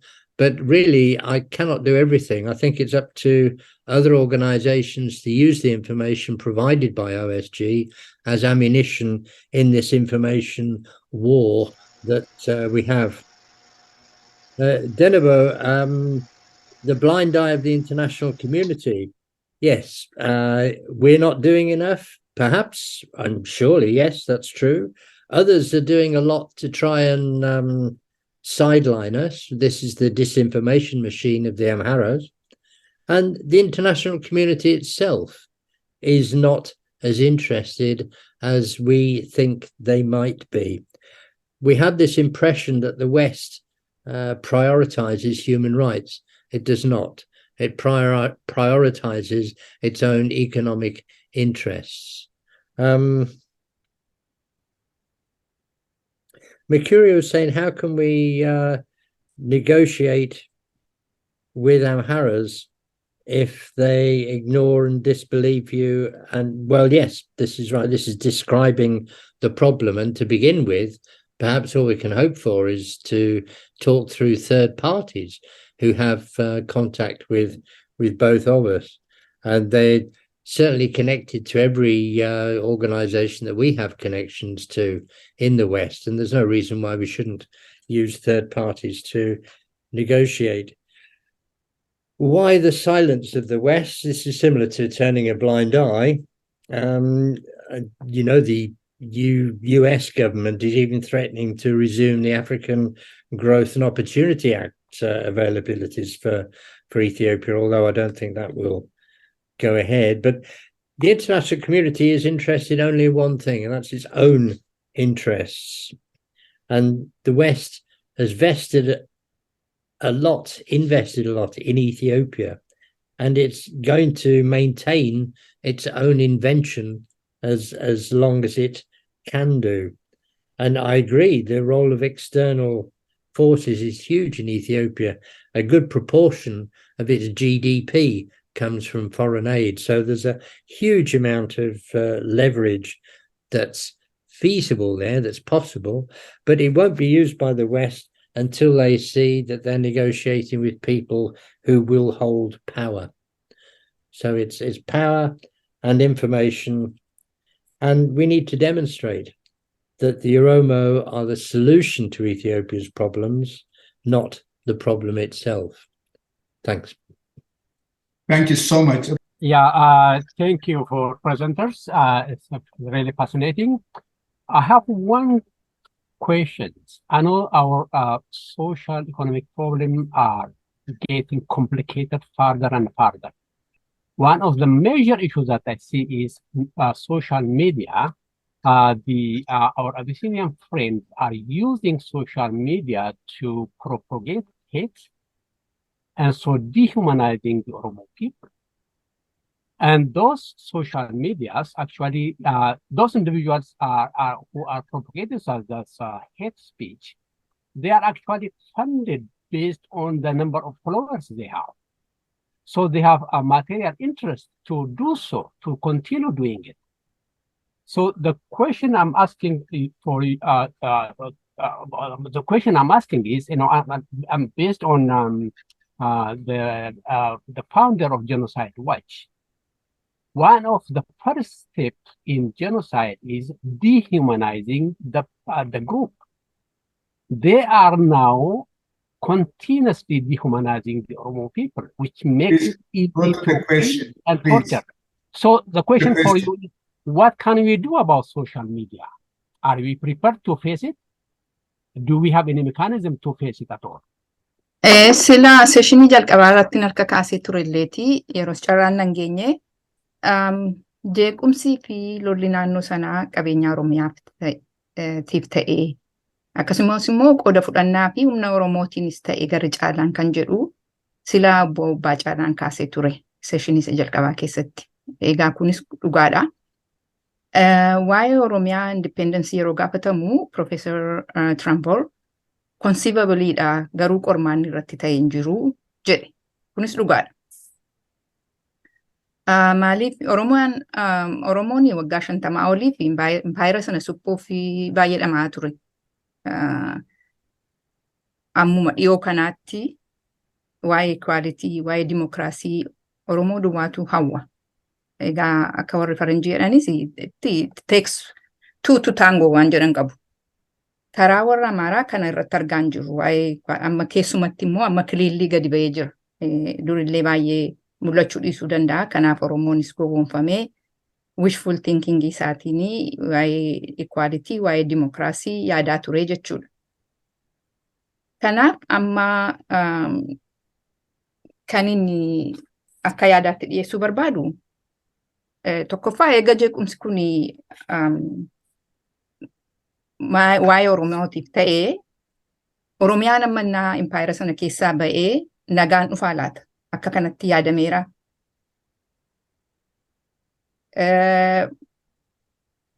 Qormaanni karaa yoo independence Oromiyaan independentii ta'ee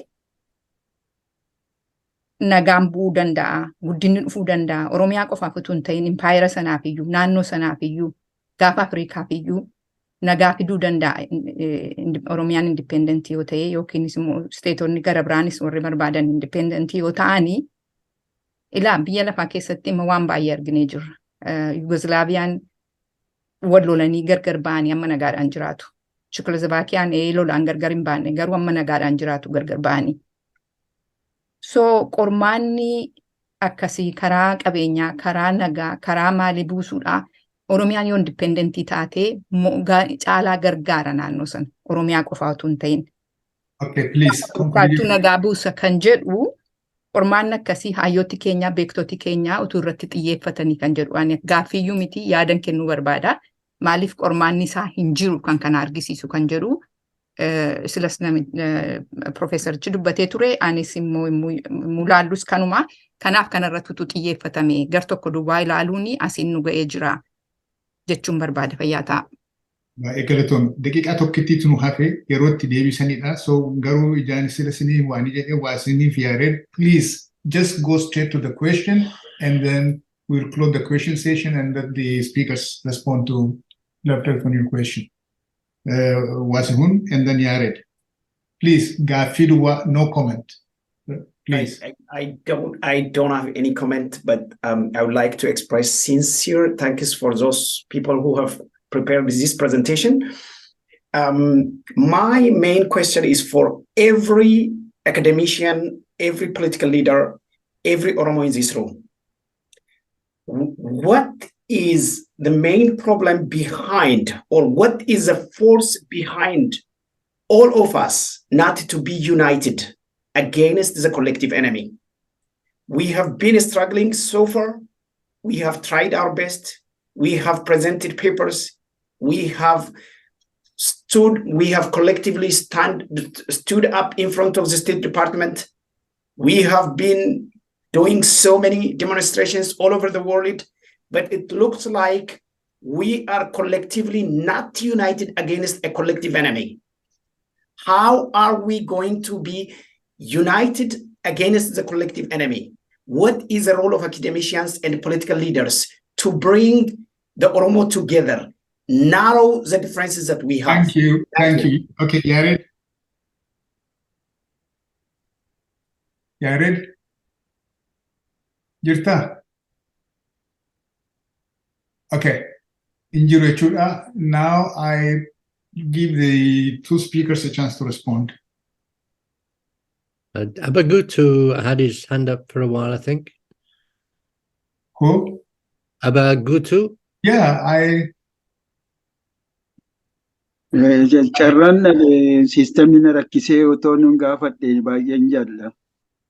Okay, please, Gafidu, no comments. You are going to be late for your lunch. All right.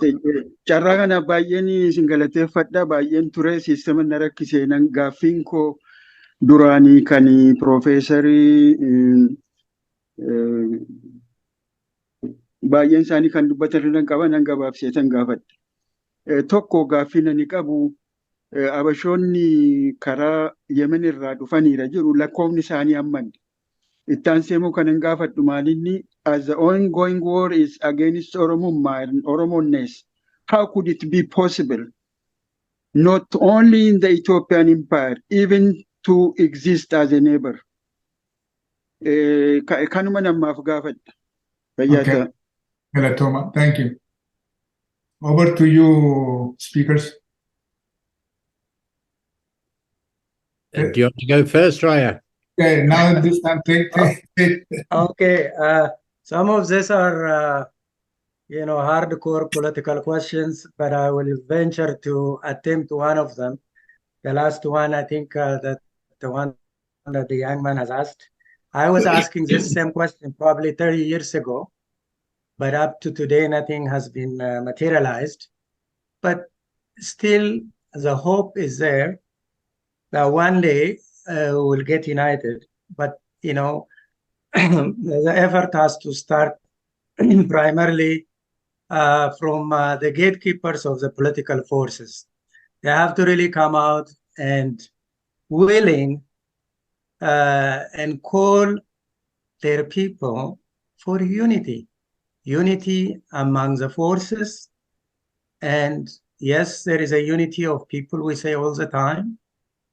And that could be eroded unless you really work hard at it right now. So it's a matter of collectively working on it. And I don't think I have really a magic solution for that. But such a discussion has to continue. Somehow, somewhere down the line, we'll be united, I hope. That's all I would say on that question. As far as the social media question that Dr. Benya raised, I think that in itself is a big a major question that will require conference, and I will leave it as that. I think those are the only two that I could say something on. Thank you, Dr. Truber. Over to you. Thank you, Raya. Benya's point about social media and hate speech, there are watchdogs, and there is a whole department in Facebook concerned with moderating hate speech. And if we can take up every instance with those watchdogs, that would be part of the response, I think. Charlton, I'm afraid I didn't understand your question in Oromo. Wasihun's question, what's keeping us disunited? Well, it's a feature of most oppressed people that they will tend to fight amongst themselves. It's also a feature of Oromo discussion that alternatives are raised, and it's never a unipolar discussion. There's always an opposing view expressed, and I think that's part of the Oromo nature, really. The series of conferences that we've had on the Oromo Human Rights Group, I think this is the 6th now over the last 3 years, and there has been a growing sense of consensus and conformity in terms of what the Oromo want. So don't be too discouraged there. Things are going in the right direction, I believe. Abagutu, how can we coexist as neighbors? Well, this is what we really need experts' advice on, isn't it?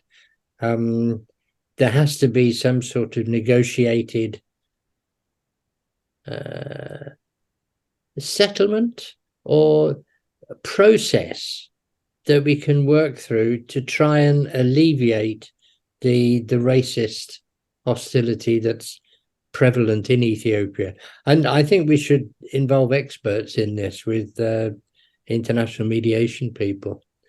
And those are my only thoughts on that. Thank you. Thank you so much. The organizers have advised me behind the scene if I could give a chance to Mr. EDH. I understand he has been trying to ask questions, but for some reason we couldn't get to him. I obliged with the organizers and asked Mr. EDH to chip in your question quickly, please. But at this point, officially, we are almost done. So anybody who is very hungry and want to leave, feel free to go and eat. Okay, EDH, please. Okay, thank you very much, all speakers, modulators, and organizers. I'm speaking from Oromiyaa. That's why I don't want to label my name here. This is a typical scenario of what we are living in. We want to hide who we are because of the situation we are living in. We are facing and tapping on the problem each day, that the implicit and the explicit problem that each and every Oromos are feeling today. All what I have heard since I joined the conference was only the explicit one. There are a lot of hidden or the implicit, particularly the war ongoing, the psychology of the Oromo. And Oromos are now in crisis. So I feel like and asking question to myself and everyone, what is the reason behind Oromos are in deep unconsciousness of the situation ongoing on the current and the future generation? Why Oromo externalize the problem? We have the resource, educated people, international friends whom we will work with in, like Professor Truber and the other speaker before. Why we are still unaware of our own problem rather than pointing out to our enemies? We are speaking their strengths, they are well organized, they have done their job, and they put us in this crisis and chaos. And our peoples are now in the state of no hope. I'm telling you the truth. I'm speaking deep in Oromiyaa. So what is the major reason that we are unaware of our current situation and that our enemies are well organized, identified it, and worked over it? One particular professors of the elite from this Amara group set out 20 years ago is post-reconstruction structuralism, that indirectly what Abiy is now implementing in terms of the educational system and every aspect, including the security organization. So I think our problem is, for the time being, we need to look inward, but we are unaware of that still now, from my understanding. I have lived in this situation for the last 20 years, and I'm hearing the same problem and issues. That's what I want to ask. Thank you very much. I think you want to eat your lunch and enjoy it. Thank you very much. That is the Otoo kan baasinan jedhe gaaffiin koo hin deebine gaaffiin koo attamitti akka ollaattuu jiraanna wajjiniin kan jedhu tokkommoo Habashoonni Yemenii kan dhufan lakkoofni isaanii hammamii Profeesar Makuraa gaafachuun barbaadee ture. Jara kana wajjiniin hin jiraanna Oromummaatu jibbame. Oromoo taaneetu jibbamne. Jireenya iyyuu hin dandeenyu jeenosaayidiitu jira. Asirratti akka gaariitti kabardiin taane waggaa 5 nama keenyatti dhume ammayyuu dirooniin kan dhumu dhoksaan kan dhumu kan adireesii gootanittu walakkaan siistamni na baaseetu ture. Oo barbaachise afaan Ingiliziinis gaafachuu nan danda'a. Dhiifama harka waan motoon baasiinan gaafadhe kanuma gaaffiin koo. Rakkoon hin jiru. Yeah, I share your frustration, and mana kana keessa namni deebisuu danda'u jira yoo ta'e the floor is open for anybody to give it a shot to answer their question. Very powerful question, and akka mataa kootti akka ilaalutti garuu mana kana keessatti ammaaf deebii qabna natti hin fakkaatu. But wanti hundi keenya itti yaaduun nurra jiradha. But extremely powerful and very valid question.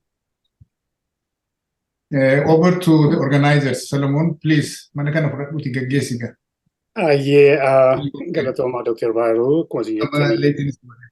Namni deebisuu danda'u jiraate, I think carraa isin ilaalla deebisuu dandeessu. Garuu isatti gaaffii. I have raised my hand, Solomon. Okay, so isin kenna. Sanatti dabalee garuu gaaffii obboleessi koo kaasee ana awareness jedhamu. Is there really Oromo and awareness? Are we really in denial? We don't know what is going on, or we're denying it? Is that we live in the situation? That is the answer we need to answer. The question we need to answer about it. Because I don't think if somebody say we're not aware of what is going on, that is actually we lying to ourselves. But we live in denial at some point. That's my opinion. Dr. Professor Makuria, daqiiqaa lama isinii kenna. Tole. Yeah, gaaffiin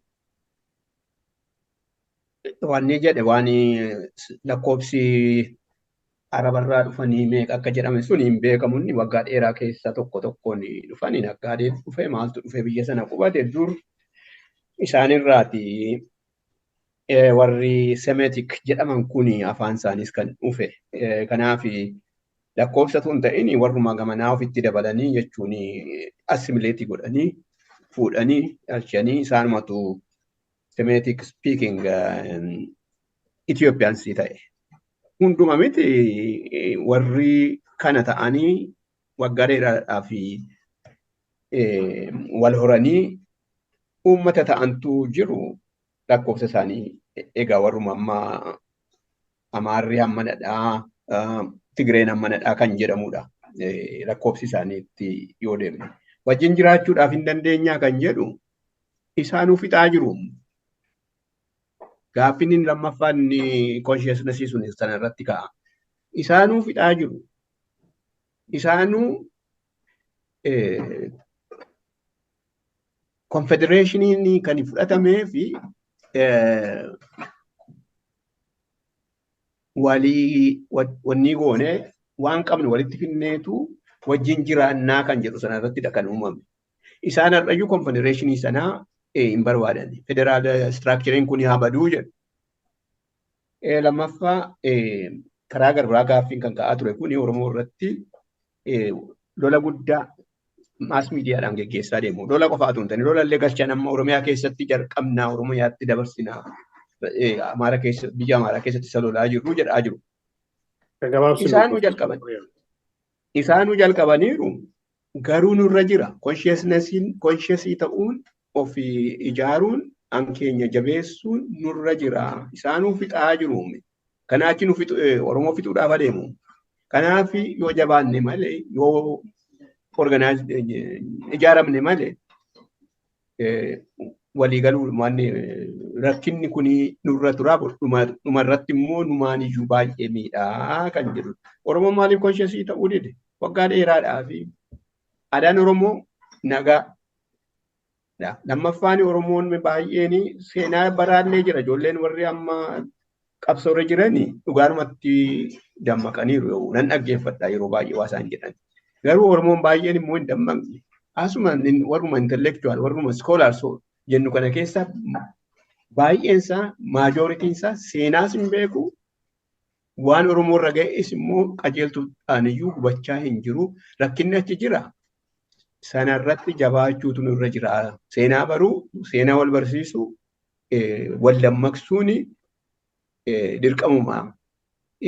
Waan karaa gara biraa dhufu sunis karaa lola irraa dhufu sunis dirqama nu dirqamsiisuudhaaf adeema. Haa ta'u iyyuu malee hin ga'u inni qofaan ofii keenyaan dammaquun nurra jira. Kana jechuun barbaada obbo Salamuun fayyaa ta'e. Sa'aatiin keenya sokkaa jira. Gaaffiidha moo yaada obbo Hojjetaa? Iddoo isaa Hojjetaa kan dhageessan. Dhagaan jira. Ani obboleessa keenya kan biyya gaafatee fi gaaffiiwwan maaliif tokko ta'uu dadhabnee kan jedhu irratti yaada kennuun barbaade. Daqiiqaa tokkittiin isinii kenna. Baay'ee kennuu hin dandeenyu. Sa'aatiin sokkeera. Summarize godhutti deemtee yookiin zalaalama Itti deebiftee ture malu summarize godhee gaarii. Yeroon qabdanoo ta'e haafu ka. Tole egaa yeroon jalaa dhumee jechaa jiru odeeffama obboleessa kiyya. So kanaafi galatooma hundumti keessan amma ammaatti addana jirtanii.